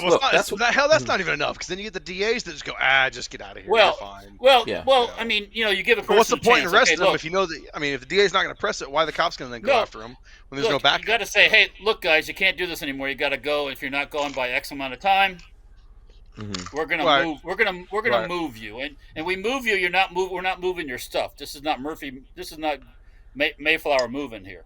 So you're going to move you physically, and your shit's going to go in the back of that dump truck. So figure it out. I mean, come on. That's how this country was. I'm not going to argue what you're saying. Look at what's happening in Chicago. Chicago's nuts. It went from worse. It went from bad to what the holy fuck. Really, seriously, have you seen Chicago the last couple days since the last elections? Yeah, it's crazy. So we have crazy things happening in America. The new mayor in Chicago is more left leaning than the Buckeyed woman. Yeah. I mean, well, and that chick is still there. They didn't. You know what's funny? Here, honestly, I don't feel sorry for people who don't feel sorry for themselves. Yeah. That we've got to come to that, right? Like I grew up in New York City, but and I have family in New York City, but I can't feel sorry for people who don't feel sorry for themselves and continue to vote for these people. And just don't, get up in arms about this. Like, what are you waiting for? You're waiting for this to come right to your door. But if that's who you are, go for it. But like you said about the things that happen in cities, we've got liberal cities here in America. But remember back when we had all these riots and stuff going on, and people wanted to have protests, peacefully protest, and then peacefully riot, and they wanted to do that in Florida. Did you see it go off anywhere in Florida? No, because we don't put up with that monkey business. It's not going to happen. People don't put up with it. It's not going to happen, right? People wanted to do it in Gainesville. It didn't happen. Jacksonville, Tallahassee, it's not going to happen because you got people there that aren't going for that. I'm not going to let you drag me out of my car and do whatever the hell you want to do. But you have to have police and city people that say, no, you're not going to do that. Mm-hmm. Yeah. You can't. And that's kind of how we were in a lot of Ohio. It was legit peaceful. Yeah. Yeah, I got nothing against you going out and holding your sign around and going, yeah. But when you start flipping cars over and burning stuff and hurting innocent people, then you need to be treated like a wild animal. Yeah. Okay? But look, yes, gun guys have reasons to protest as well and do all these kinds of things. We burn down cities? I never saw it happen. No. I never saw it happen. So, that's a waste of But energy. it's weird. Like what we're dealing with is weird. Once again, to say like if we go back to when all those peaceful riots were happening, peaceful murders and peaceful destruction of everything, you didn't see any of these politicians up in arms about it, including Republicans. Nope, not a one. Okay, then something happened January 6th in D.C. People are still up in arms about that, including Republicans. Thank you. Right? They're still up in arms about that. But now we see it happening again. Where are the people up in arms about it? They're still talking about January 6th. Can I make a prediction? Go for it. We got an election coming up. Guess what's going to start again? Oh, all hell is going to break loose around election time. The stock market is going to crash. My prediction is, let's see, when somewhere in the first or second quarter of 2024. The crash of 2008. You mean? Or Yeah. worse? Oh, we're heading for all Or hell. worse. Do you know? No one's buying cars right now. No one's buying houses. Nope. Interest rates are really freaking high. Okay. People are still losing their jobs. There's a lot of craziness going on. Okay. Companies are still not hiring people. All of that. All the tech industry is laying off. Well, because they were bloated anyways. So Yeah. Yeah. So I mean- at some point, this is going to come to a head. And that Well, it point has is to. always Well- around an election. Always. It's Yeah. always around an election. Yeah, 2008 is when we. Can I tell you what to do right now? Go get yourself a high point when you can get it for a deal, and buy go some buy you some guns, ammo while you can get buy it for a some deal. ammo, Because right now, yes, gun. 100%. I saw a gun today. Speaking of that. Oh, hold and on. Let's see. that's- Let's see. Oh, there that's you go. pretty as a Nice, motherfucker yeah. Now, come on. Yeah. By the way, Dave, can I just say to you, Walter What's up? and I, when we shot this gun, now obviously Yeah. you guys, this is a press gun, and we said that, in which we do in all our videos. Actually, Lola shot this too. We we burn more ammo probably than it costs to buy this. Yeah, hell yeah. I'm pretty sure. You did- I'm pretty okay, sure. okay. Well, let's be honest. I mean, I that- talked about this in the NRA show a lot. People were like, "Man, 10 millimeter." It's like, okay, 10 mil. The 10 mil high Yeah. point, the carbine handgun is Mhm. not necessarily the high point for everybody because the Mhm. ammo is pretty expensive. Mhm. The C9 is the high point for everybody, minus the extension here. Well, that should be for that should be for everybody too. I agree. Oh, but I'm 100%, just saying, yeah. I'm just talking financial cost wise. Yeah. Yeah, the world we're Yeah. living in now is not yet. Yeah. Yeah, Hank but- ran the numbers on that Fort Scott munitions ammo, and I think we bought 2 high That's points. good stuff. Yeah, that's hunting. And honestly, yes, Fort Scott Munitions, they send me ammo. God bless him. God bless him. Yeah. But yeah, it's still, Yeah, you yeah. know, But we I had a mean, fun. Nothing it was fun, is though. free. Nothing is No. free. No, well, 9mm is not that cheap like it used to be either. But we still shoot a Right. shitload of that. Yeah, when we I mean, shoot. Same here. Same here. Yeah. Yeah, I mean, how can you shoot machine guns and not shoot a bunch of ammo? It's like Right. come on. yeah. I know. Yeah. I know. It's crazy, right? Like, how much are you guys still cutting back on the shooting? Like, do you still go to the range and go, I'm gonna shoot these 2 boxes and no more? Even in that video, we were like, we put like, we're gonna put 6 boxes right here, and when I that don't runs know. out, Some days I feel like it is a little more Mhm. relaxed than others, but like right now I'm Yeah. still doing a lot of hand loading because I'm working on running my John Wick Ooh. stick, getting this thing get this thing a little more tuned with running some hotter loads. So that's actually like actual work. Did you speaking I- of John Wick, did you see the new movie? I have not seen Oh, it. absolutely! No. I saw it the night No it came spoilers, out. no spoilers. Yeah. Did you like No, it? no, no, no. Love it? I absolutely loved it. Definitely better than the third's the weak link. Always has been, always will be. Not saying it's bad. I still like 3, Mhm. but I really love 1 and 2 equally. It's kind of like Alien versus Aliens. Mhm. Which one do I like better? It just depends on the Mhm. day. Mhm. So adding 4 into the mix though, it's like 1, 2, and 4 are like right there together. Just depends on the day. It's Interesting. It's good. So it's, better, it's definitely the fastest better. 3 hours. Yeah, it's the fastest okay. 3 hours you'll sit through. Interesting. Did you see it yet, Walt, or you guys didn't get No, a chance no, on the road? Okay. No. Okay, I haven't seen it, but I think it got really good reviews from everyone. Yeah, it was What I it saw. was stupid fun. By the way, I'm not going to the movies anymore. I'm done with the movies. Lola has to catch me out there where I'm really trying to be romantic, and there's some super awesome movie theater that I feel like going to. Otherwise, I'm just looking at my house. I'm sorry. Yeah. I'm just going to look at movies at my house. I don't like people that much. No, I don't either, but I'm still a hardcore movie guy. I like to Yeah. go to the cinema and see it, legit. I mean, Okay. yes, I have a big screen. I have a great sound system, but it's still Mhm. different being there in the theater. I still like doing that, but I certainly don't go nearly as often as we used to. Used to be like, Well, and alright. I'm not knocking you. You've got kids too. You got to take your kids to the movies. It's magic. oh yeah. Yeah. Go. Okay, Take Hank, me we to gotta see Super Mario this weekend. Yeah. we yeah, for kids, I guess. gotta ask Dave. Dave, have you seen RRR? I have not, but I've seen like the trailers for it, and it looks pretty wild and fun. Yeah, you It's got to see that. crazy. Yeah, it's crazy. That's yeah. what I've heard. It's awesome. I'm not going to show any clips of it because the last time on the podcast that I showed clips, my They own spanked your people, pee-pee. the Indian people, smacked me upside the head with copyright, and then I did win it. I contested the copyright because I was like, okay, we're just talking about the thing, and about it, and we only showed the trailer. We would never show it, but yeah. Fine. Yeah, but yes, that's one of the best movies ever to come out, and made by my people, Indians. It's 3 hours long. It's 3 hours long too, and I sat and I was awake the whole 3 hours, going, "Okay, when's this going to end?"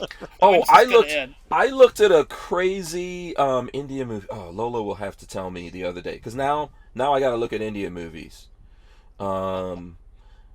There was another one that came out. I can't remember the name of it. This one had a weird name.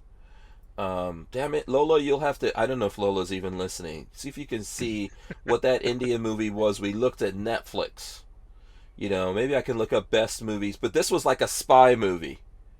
Okay. On Netflix, Indian movie, same kind of thing. Like if you liked RRR, you'll love this movie. Yeah, what happened, man? Indian movies are no joke now, and can I tell you guys something? African movies, like what they call Nollywood, which is a lot of Nigeria and Ghanaian movies, they're kind of coming up too with the technology. And those are crazy too when you watch them. The stuff they do. I saw some of that. It's like, well, that's pretty cool. Yeah, how are these? Because they're having fun. Yeah, how are other people making better movies than us? Because they're having fun. When I watch a movie, I don't want to be like brought down. Mm-hmm. I want to You know what the last two awesome fun movies were? Mm-hmm. John Wick 4 and Top Gun Maverick, because they were fun. Mm-hmm. I saw the Top Gun movie, and aside from the opening scene where he tries to turn going Mach 9, which you can't do, you can't turn going Mach 9. But it's a movie. It's a movie, Walter. I know. Wait, what movie were they turning? What movie are you talking about? I'm Top looking. Gun 2. Oh, Top Gun. Oh. I haven't seen Top Gun yet. The second one, Top Gun. No, 2. I haven't seen it. Come on, man. John Wick has Kevlar Italian designer suits. It's a movie. Suspend disbelief for a little bit. Hang on now. That is true. You do have to suspend it, but there are bulletproof jackets. Trust me, there are. Okay. But you know what? You know what was the worst movie? You know what's the worst? What John Wick is doing is not real. Is it a Brazilian company? There are suits, yes, but what John Wick is doing is not real. Oh, okay. John Wick has jumped the shark. He's way past. The first John Wick was kind of practical. It was not super practical. Most grounded, yeah. Yeah. Now, listen, did you see where John Wick at what was it? The end of 3, where he gets shot or something and falls off the balcony and then hits fire escape and all that on the way down, and then gets up and walks away. Dead man. Yeah, you should try that, Walter. No. It's okay. I mean, come on. I've seen enough clips of RRR that you're still watching that suspended disbelief. Oh, that's totally ridiculous. So again, it's about the movies being fun, though. But that's the whole thing. No, the opening of that movie is ridiculous. I tell you what, Dave, you will be texting us. You will be texting us on the opening.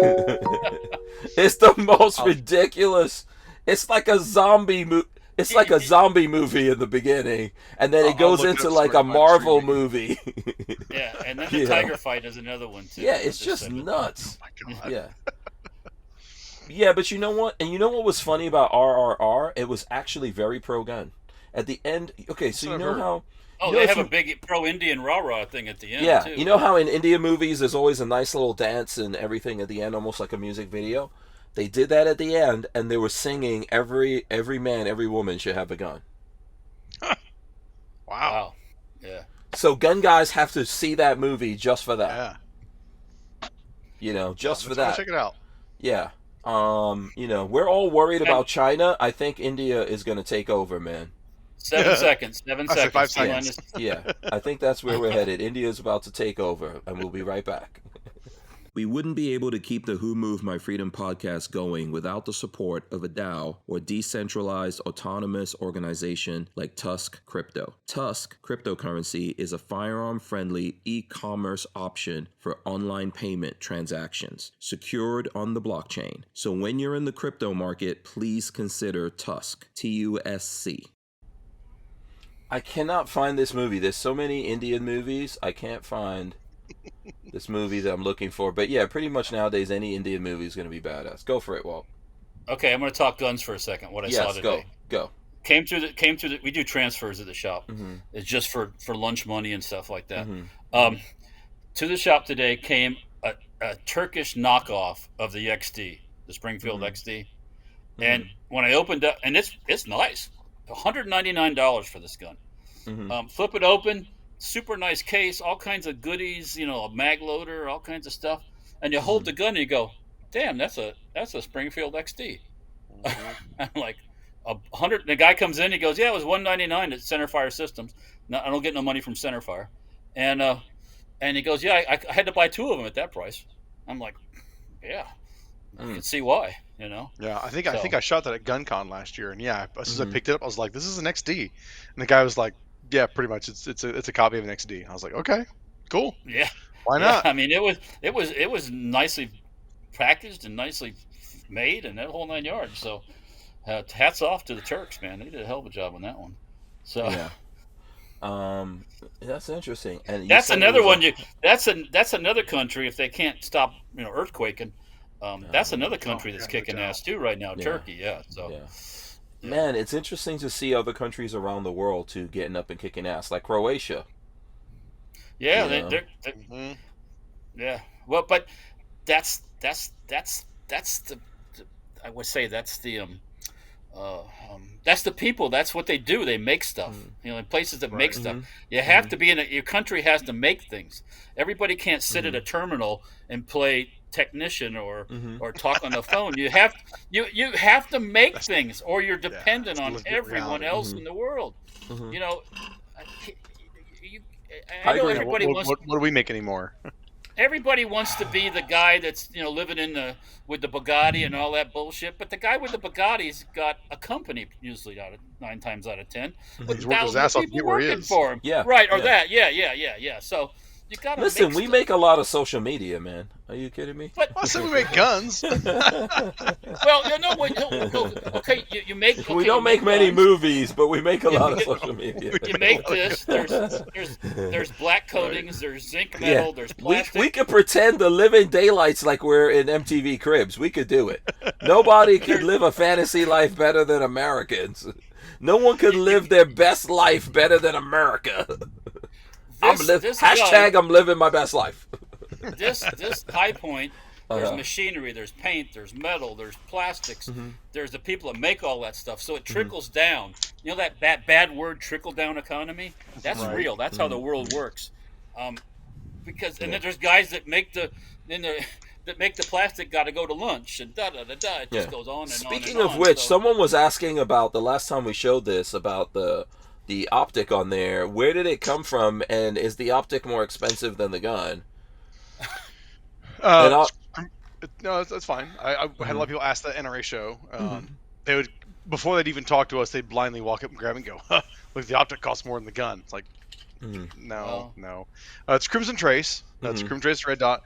This is like I think it's kind of like an OEM setup. Like, I don't know if you can actually buy this exact one. Because because you're not selling the guns with them. That's like, mine came like that because it's a presser. Right, this one we are selling with this dot already. Oh, you are. Oh, that's a different. Is that a different one? Okay, hold on. Well, it's the same gun. No, it's the same. Yeah, that's the same optic. Yeah. But yeah, same optic. Crimson Trace Red Dot. So you'll see them in like Springfield does them, Sky does them. A couple others have these dots. I've tested the crap out of one on my CZP09, and it's got countless rounds through it. I mean, for an inexpensive dot, it holds up. So that's why if the gun is normally $225. I think this kit with the red dot mounted up and a hard case, you're like right at like $300. So no, the dot does not cost more than the gun. Right. So you're saying don't buy the gun just to get the red dot.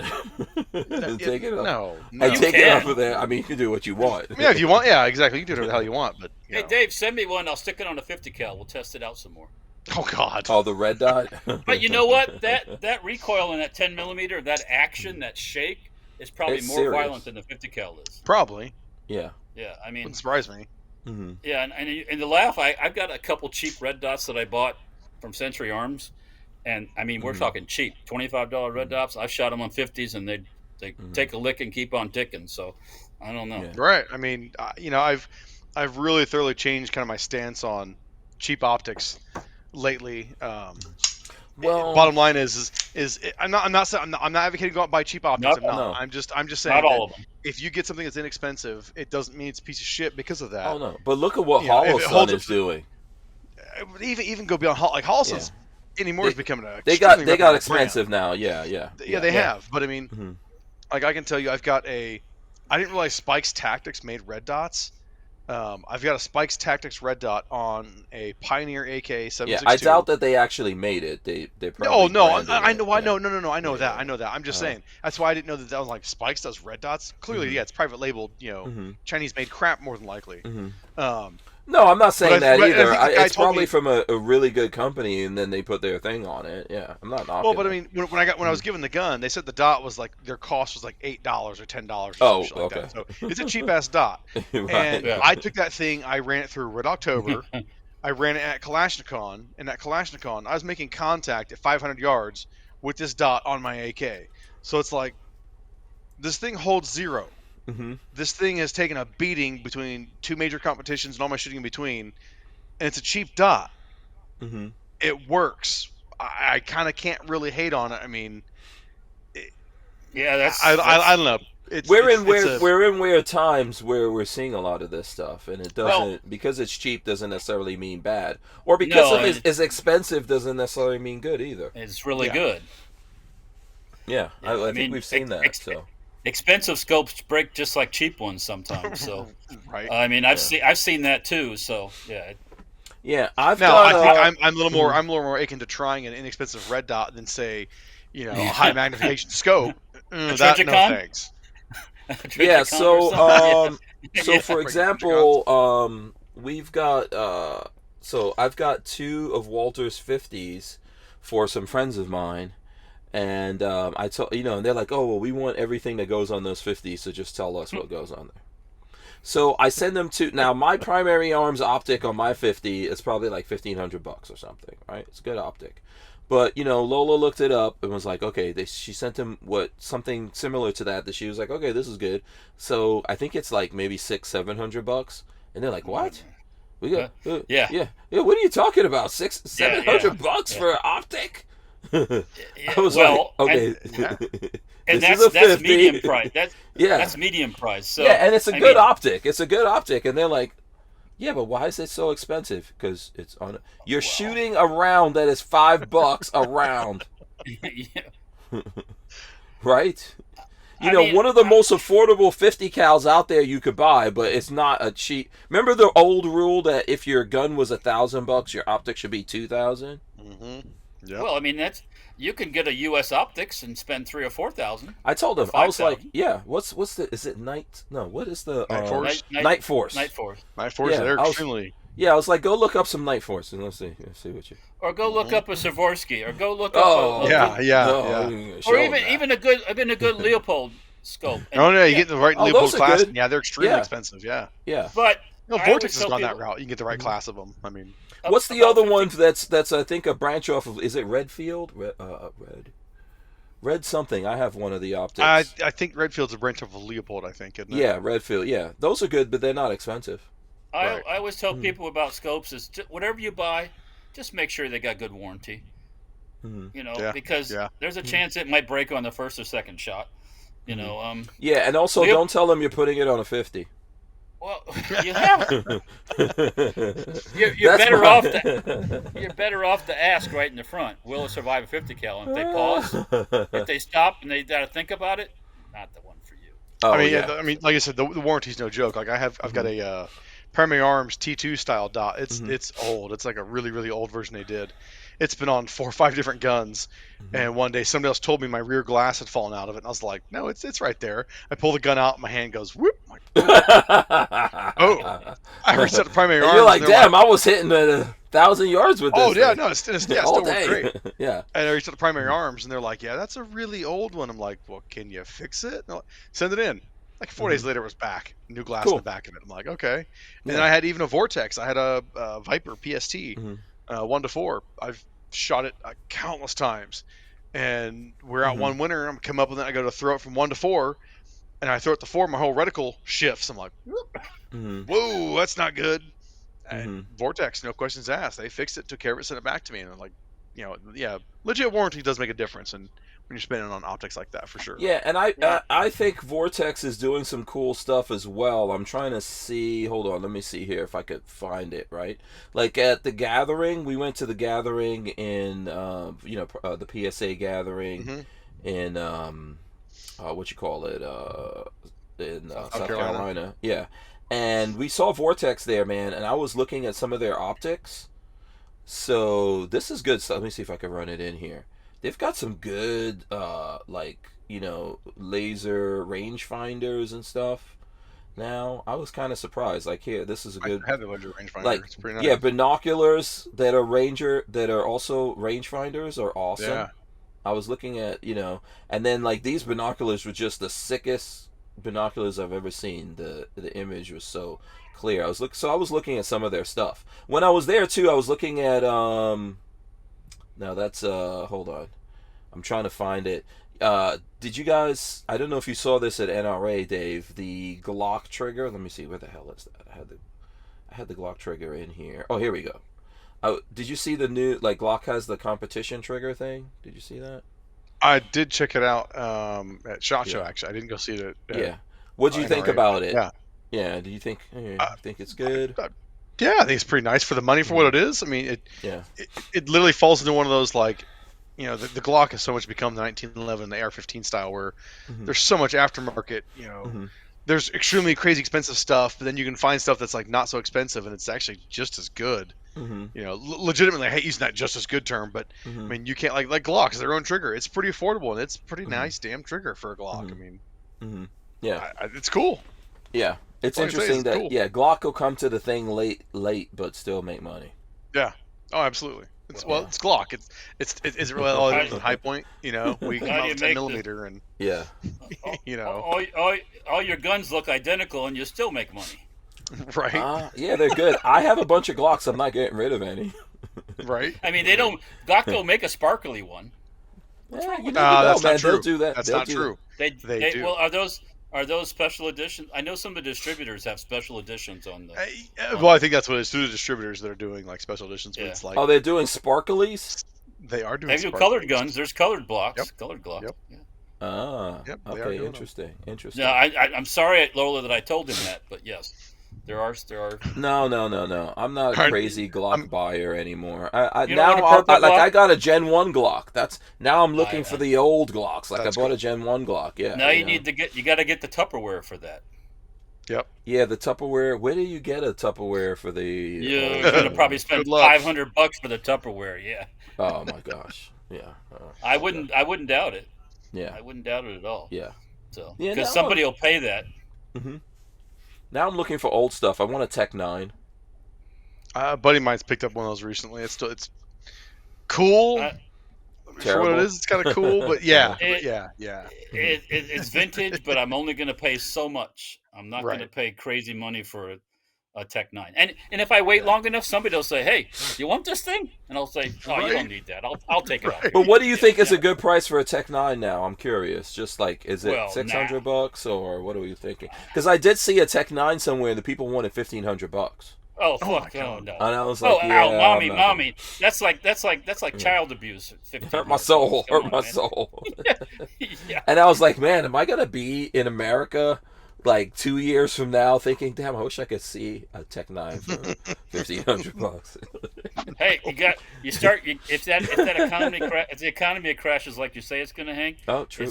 That's gun buying time right then. So, yeah. Do you guys think that's not going to happen? Where are you guys on that? You think we're headed for a crash? Let's start with Dave. We'll get to Walter. Dave, what do you think and when? When do you think it's? The win, dude, who knows? But is it going to happen? Absolutely, it's going to happen. Look at the state of everything that we're into right now.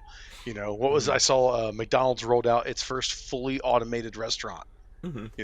Why? Because you can't keep people to work, or the ones that work don't want to do anything, or don't even do it right, and they want $25 or $30 an hour for fast food. To work at McDonald's. Yeah. So now we've gone to to that, or now you're hearing of Walmarts and Targets in larger cities closing because of the theft loss. Walmart closed 4 Walmarts in fast. Chicago. They only had 8 Walmarts in Chicago. They closed 4. So that's bad. bad. Yeah, That's that is a because big- they also have extremely high theft rates in those Yeah. Walmarts too. Yeah. Yeah. And then the people in the neighborhood squawk about it, but oh well. Yeah. Yeah. So what's your prediction on the economy, Walt? You think it's going I down? When you think it's going down? There has to be, as they call it, a correction eventually. Mm-hmm. Yeah. I don't know if it'll be right around the election, but I don't know. Something's going to happen because we're. It's just got to. I mean, because like I said, interest rates and all that stuff, and I just don't know. It's hard to say, but I definitely think there will be some unrest during election time. Mhm. Yeah. Because that's all programmed and planned. So Mhm. they've already got the Yep. buses reserved for that. So Mm-hmm. Yep. Yeah. Yeah. yeah. DCG44 says, Hank, can you ask Dave to hook you up with a 3095 TS? What is that to test? That's the 3095 carbine. Yeah. 3095. Okay. Yeah. There you go. Yeah, the super carry. Okay. Yeah, I'm working Yep. on Okay. it, DCG. I'm Yep. working on it. I'll Yeah. get one to him. I'll Yeah, get one to working him on for it, sure. yeah. Okay, so Dave, I have We to ask just got this 'em. question because Hank has already encountered this problem before with the funky caliber gun. Can ammo be obtained? I already I asked mean, it, I'll but go for it. I'll send him some to make sure that he's got it for the review. Okay. But I Because mean, what yeah, caliber is that gun you have, Hank? That there's no ammo in the whole. It country? was yeah, and I've got to send that back to Franklin Armory. It is 17 Winchester Super 20 Magnum. Is it 22 17. Winchester? Super? No, 17. 17. 17 Winchester Super Magnum, none available in the world. No ammo available in the world. That's why they Um, approved it for California, probably. Probably that's what's going on, but so hopefully, can we just go out there and find 30 should that be easily able in to. stores? What Brownells is it? might have it. 30 I don't know. I hope so. I mean, I'm a 30 gun super manufacturer, not ammo. carry. Yeah, let's see here. I'm not hating on you, Dave, or anything. I'm just being. No, we're not. We're not. I know. I think it's important. It's important to find. Let's see who. I don't know who has it. I guess we could just search. 42 chill set correction. Get rid of all the dims. Yeah, that wouldn't be a bad idea. Eventually, people are going to get that mad. The fact Yeah. that we have a two-party system, I think, is very destructive to America. And It's to a be joke honest anymore. with you, what is it? The Libertarian Party? I don't know, man. No. No. Focus on the wrong things 9 times out of 10 in Yeah. the Libertarian Party. So, Yeah.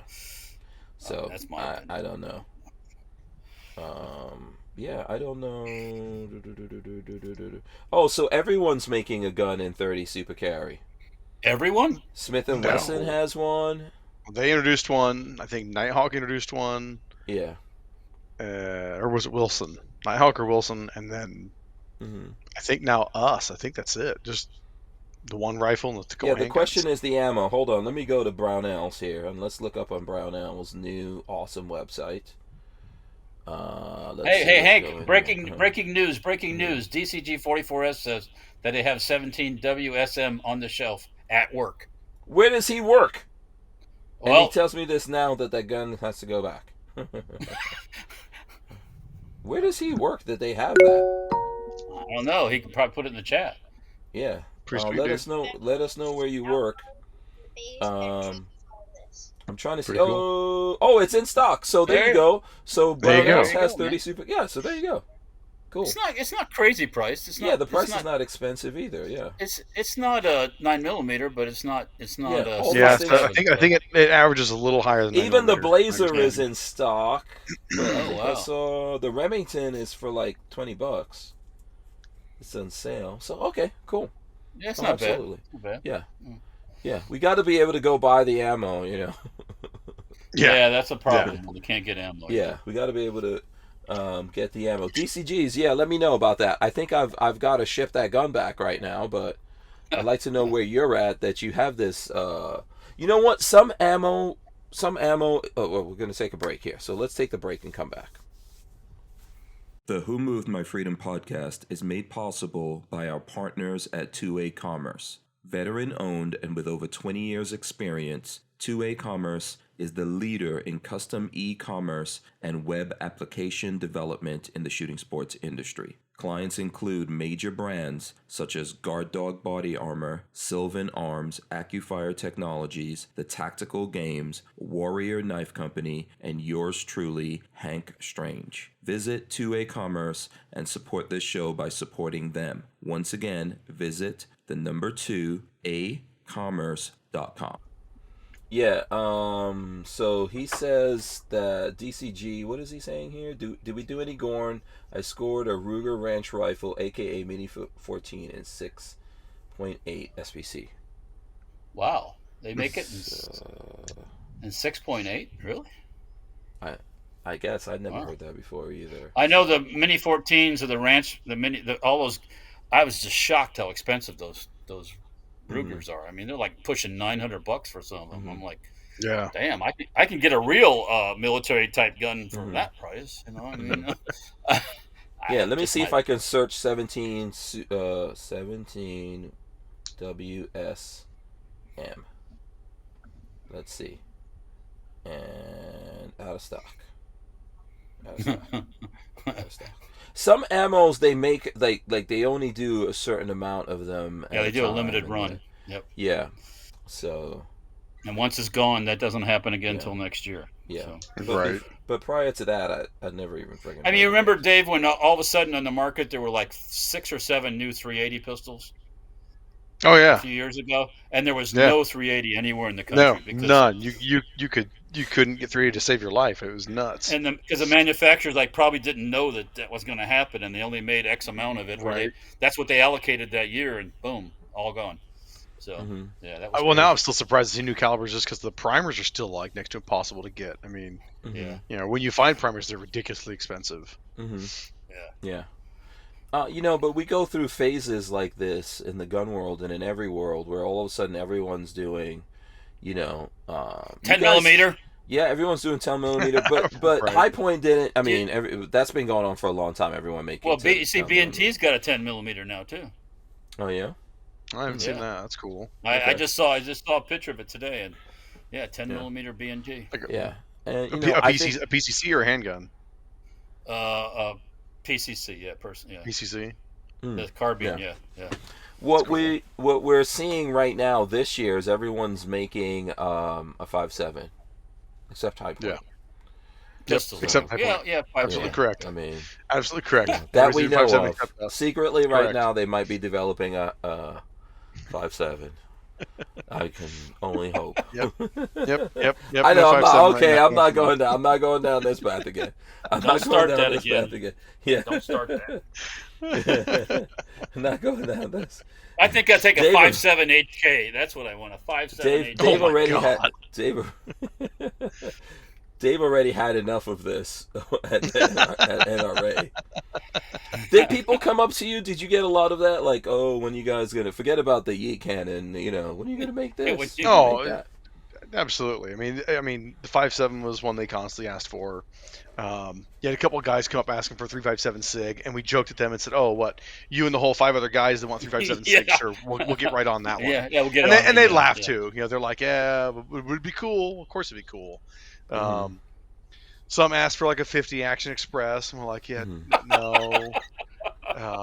Wow. That's even worse than SIG. We've had the shotgun was brought up a lot. People asked for High Point shotgun. Interesting. Revolver was asked more than a few times. Yeah, 22 is a hot Henry one. 22 Rifle's is doing a awesome. revolver. Yeah, I saw that. That's Yeah, interesting. that's interesting, and that's a Yeah, I weird thought that round was I've never heard of. What they're doing, the caliber? Wait, I thought it was. Is it some odd caliber? Yeah, hold on. I'm going to tell you exactly what it is right now. I thought they called it like big boy something. But... Buckhammer. 360 Buckhammer. Henry reveals What the first hell is revolvers, that? 360 Buckhammer rifles, and more. Okay, so that's the Great wall card. no. So that Yeah. must be the rifles, 360 Buckhammer rifles. No, the Rifles, Henry okay. Big Boy revolvers in 357. Okay. Okay, Or that's what I 38, thought. yeah. Yeah, 357, 38. Okay.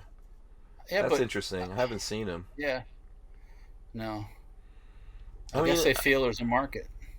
You know what? I'll be honest with you. Henry's good stuff, man. Yeah, Yeah. it'll sell just 'cause it's Henry. Yeah. It's not for your average. It's not priced for the average shooter. What's that? What's the 'Cause price? I think I just saw This that one is pistol. $1,000. I think I saw. Yeah, there. that's a lot of jack. Priced That's at not, $928. That's a lot of jack. That's a fancy gun. That's Mm-hmm. what that is. Yeah. I mean, Yeah. that's not for the high point buyer. Let's say that. Yeah, which is okay. That's fine. Yeah. No. Yeah, well, that's fine. Yeah, that's fine too. Yeah. They can once they get and they make a little more money, then they can move up into the Right. Mm-hmm. Yeah. I mean, Yeah. come on, let's be real. If you're out Well- there collecting Henrys, you'll get them, and Henrys are good Right. rifles. Yeah. I No, mean, there's yeah, nothing wrong with it. yeah, like lever action wise and all that, they've got some really good stuff out there. So, Yeah, I can see that people they're- will buy them. Yeah, their lever actions are not cheap either. So it's Yeah. No, they're not. It's- But they're solid. Yeah. Oh yeah. But Yeah. you're buying a specialty type gun when you get that brass framed lever action rifle. Mm-hmm. Yep. Yeah, so. Yeah, I forgot. I'm trying to look up the revolver. There's a revolver that I want. What's the name of those guys that make real high end 1911s? Nighthawk. Oh, Staccato or the No, not Staccato, but no, not the Staccato. ones made out of meteorites and all that stuff. No. That's Cabot. No, that's Cabot. No, if Cabot makes a revolver, forget it. It's going to be $50,000. I say Nighthawk made a pretty badass revolver. Is it Nighthawk that made the revolver? I bet it is. What's the it's other pretty sweet 1911 looking. guys? I don't think Wilson? Nighthawk? It's not Wilson No. Combat. No, I know you talked the blocky looking revolver, the one. Yeah, Nighthawk revolver. How much? Pretty sure it's those? Nighthawk. Oh no! I remember. No, those Nighthawks are ridiculously expensive. It's Kimber. Kimber, yeah. Oh, we did talk about these. Oh, these are. Oh boy. I thought they just did pocket ones. Wow, those are like $9,000. Oh, ow, mommy, stop! Oh Ow. my god. Yeah, I'm good. Yeah, I'm all right with that. $5,000. Oh wow. No, what I was talking is Kimber. Yeah, Kimber. The Kimber revolver.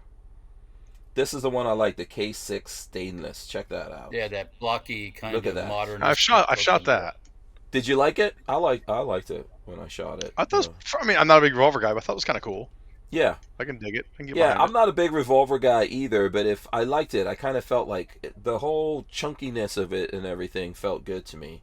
And I was like, And I think that's why I liked it. It wouldn't have like traditional revolver lines too. I think that's kind of why I felt like if it was like a Rolls Royce of a revolver, like you pick it up and it's real chunky and you click through it. It's almost like driving a really nice car that you could shift gears and like a gated shifter. You ever pick up a snub nose 500 Smith & Wesson? Yeah. I think I have. Yeah.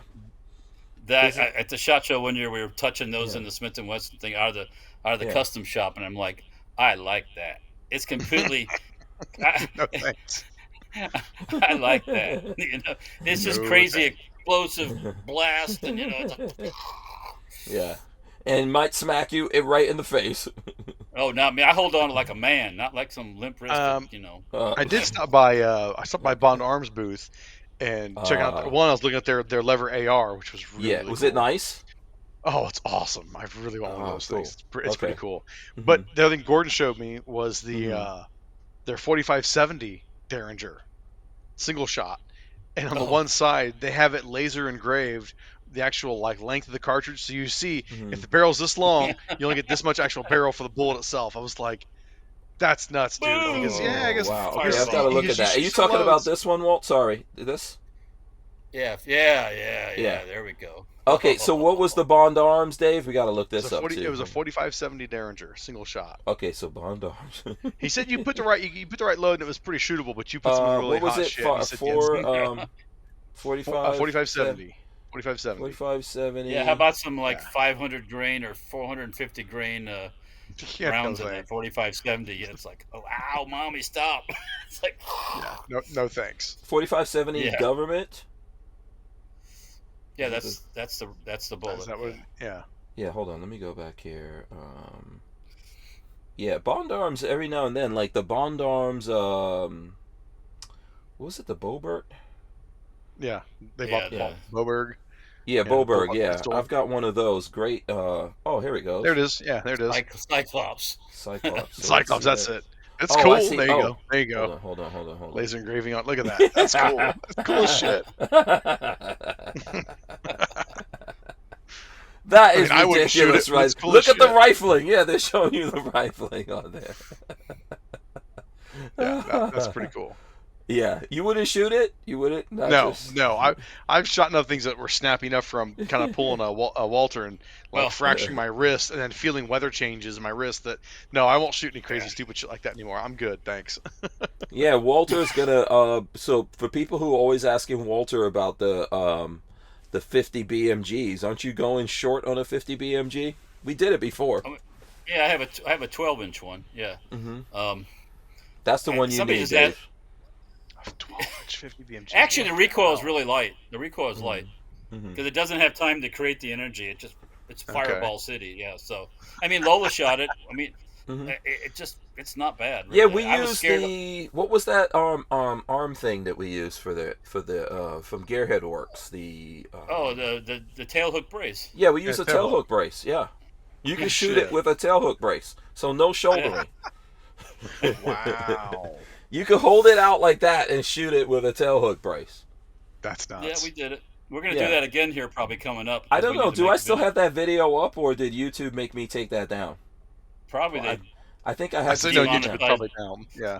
Yeah. Yeah. I think they did. No.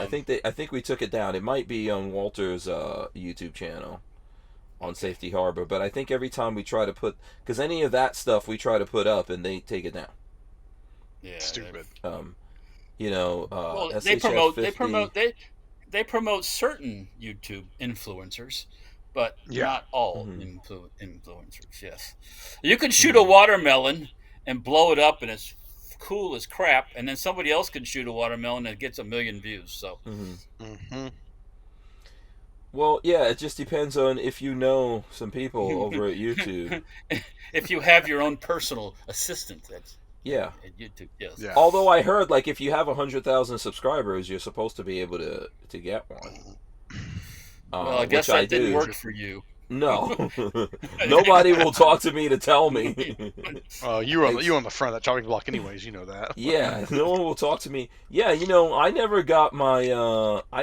So here, by the way, I did a search for this just to see if it's out there. So I show you guys anyone that has stuff on the 50 704 Tactical, of course, has got some good Nice. videos. I If you want built the how it's 704 made, Tactical. Walter, look at that. That how it's made that I cannot put on my channel is on your Yeah. channel, has 75K views. But I Oh, can't okay, put it on my that's- channel. Yeah, it was doing way more views than that on my Wow. channel, but they made me take it down. Let's see, let's go through Raptor. There's Walter a long time ago. That's a 9 shot. years ago. 9 years. 704. I don't know who that is. That's a booty there. That's for That's sure. that's Yoki. That's Yoki Sturp. You never heard of Yoki Sturp? That's a back Yeah. porch on that girl. That's what Yeah. I'm saying. Oh no, is this it? No, is this the short one? That's with the Suppressed? suppressor on it. Yeah. Yeah, this is the short one suppressed here that I'm shooting. I think that's the Ackless suppressor on there. Yeah. Yeah. So, yeah, I don't think we have it up, but I'll look for that. I have to look and see where that is and see if I can put it up on. Oh, okay. Oh, yeah. I think anyway. Listen, we're way past 9 o'clock. I know we gotten thrown off here by Okay. Dave's kids are about to revolt. Yeah, a They're little about bit. Yeah, they're about to revolt here, so we probably got to wrap it up, which we will do here. We're gonna start wrapping it up. I know the whole show has been crazy. Oh, here we All go. right. Check Here, out look, that. Eva, look. There she go. Look right there. Look right there. Wave high. She's cute. She's Good like, job. what? Going out over the airwaves. There you go. Where'd you get that red hair look from? there. Look Yeah, there. I wonder where she got that from, Walt.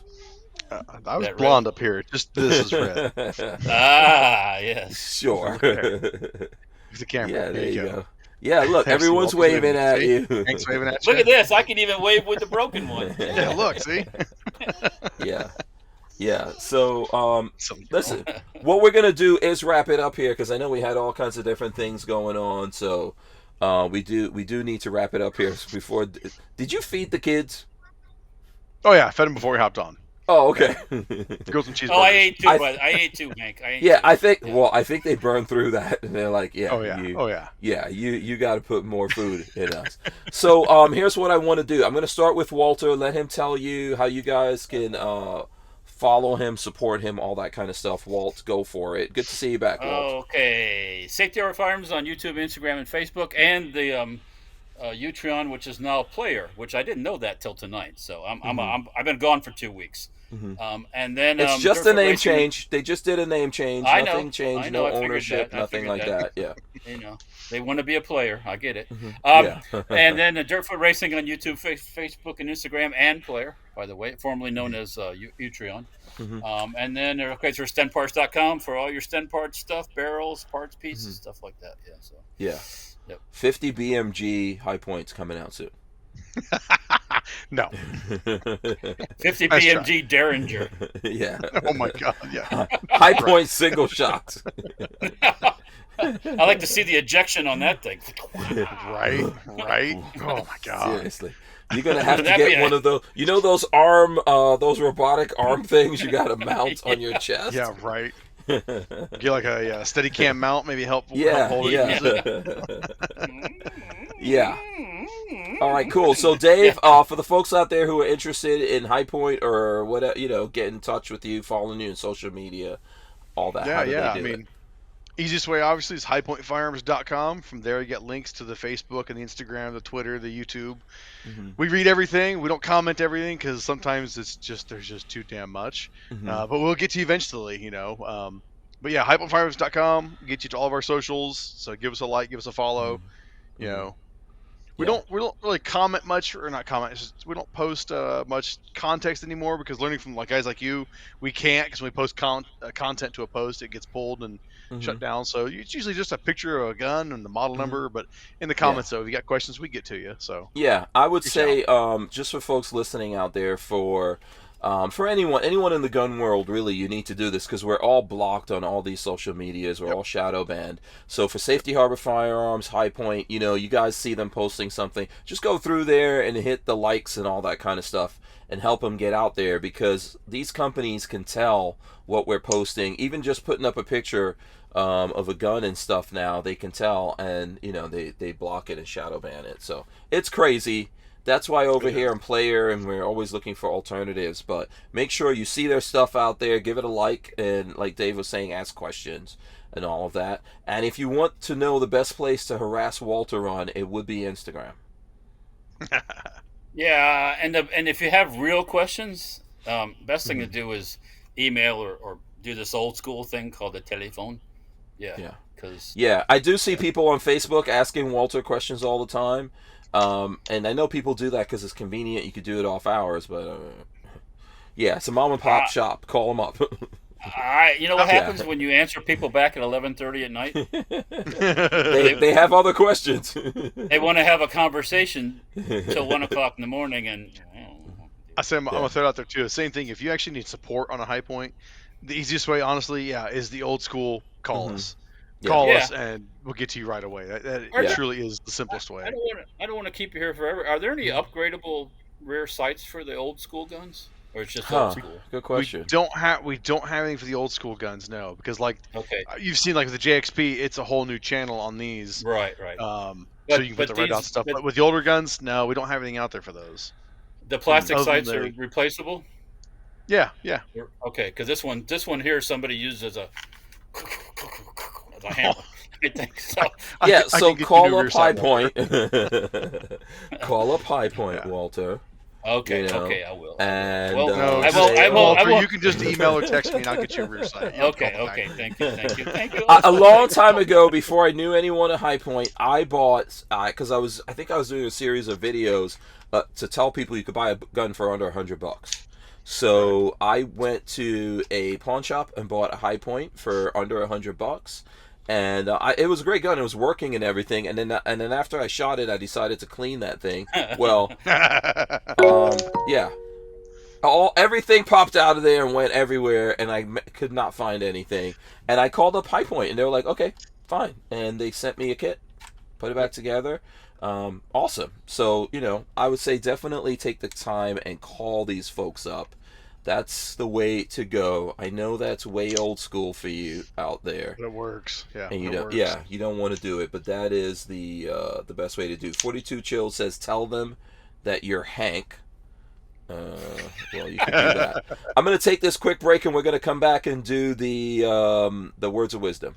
We wouldn't be able to keep the Who Moved My Freedom podcast going without the support of manufacturers like Safety Harbor Firearms. SHF is a quintessential family-owned small business, totally representative of the American dream. Safety Harbor Firearms is a Florida-based manufacturer of the compact entry stock and the SHTF 50 upper for an AR-15 lower. Also, SHF happily delivers on your Sten gun parts needs. So don't forget to check out stenparts.com and safetyharborfirearms.com.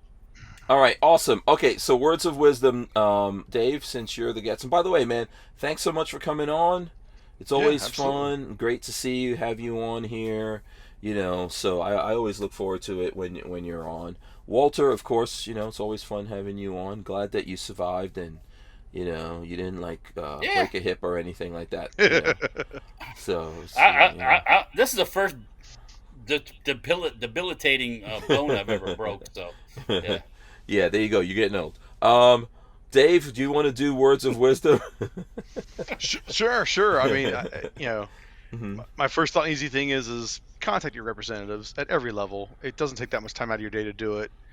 It can make a difference. I know you don't feel like they're listening to you, but just do it. Reach out to them. And the other thing too I'm gonna say is this thing. Take a break from it every while too. I mean, like turn it off. Get off 8 o'clock at night. Be done with it. Don't touch it for a while. Just take a break from the socials. It'll do you better. It'll do you good. Don't sleep with it. Yeah. Yeah. Take a break from it. It'll be a good thing. Trust me. Yeah. I agree.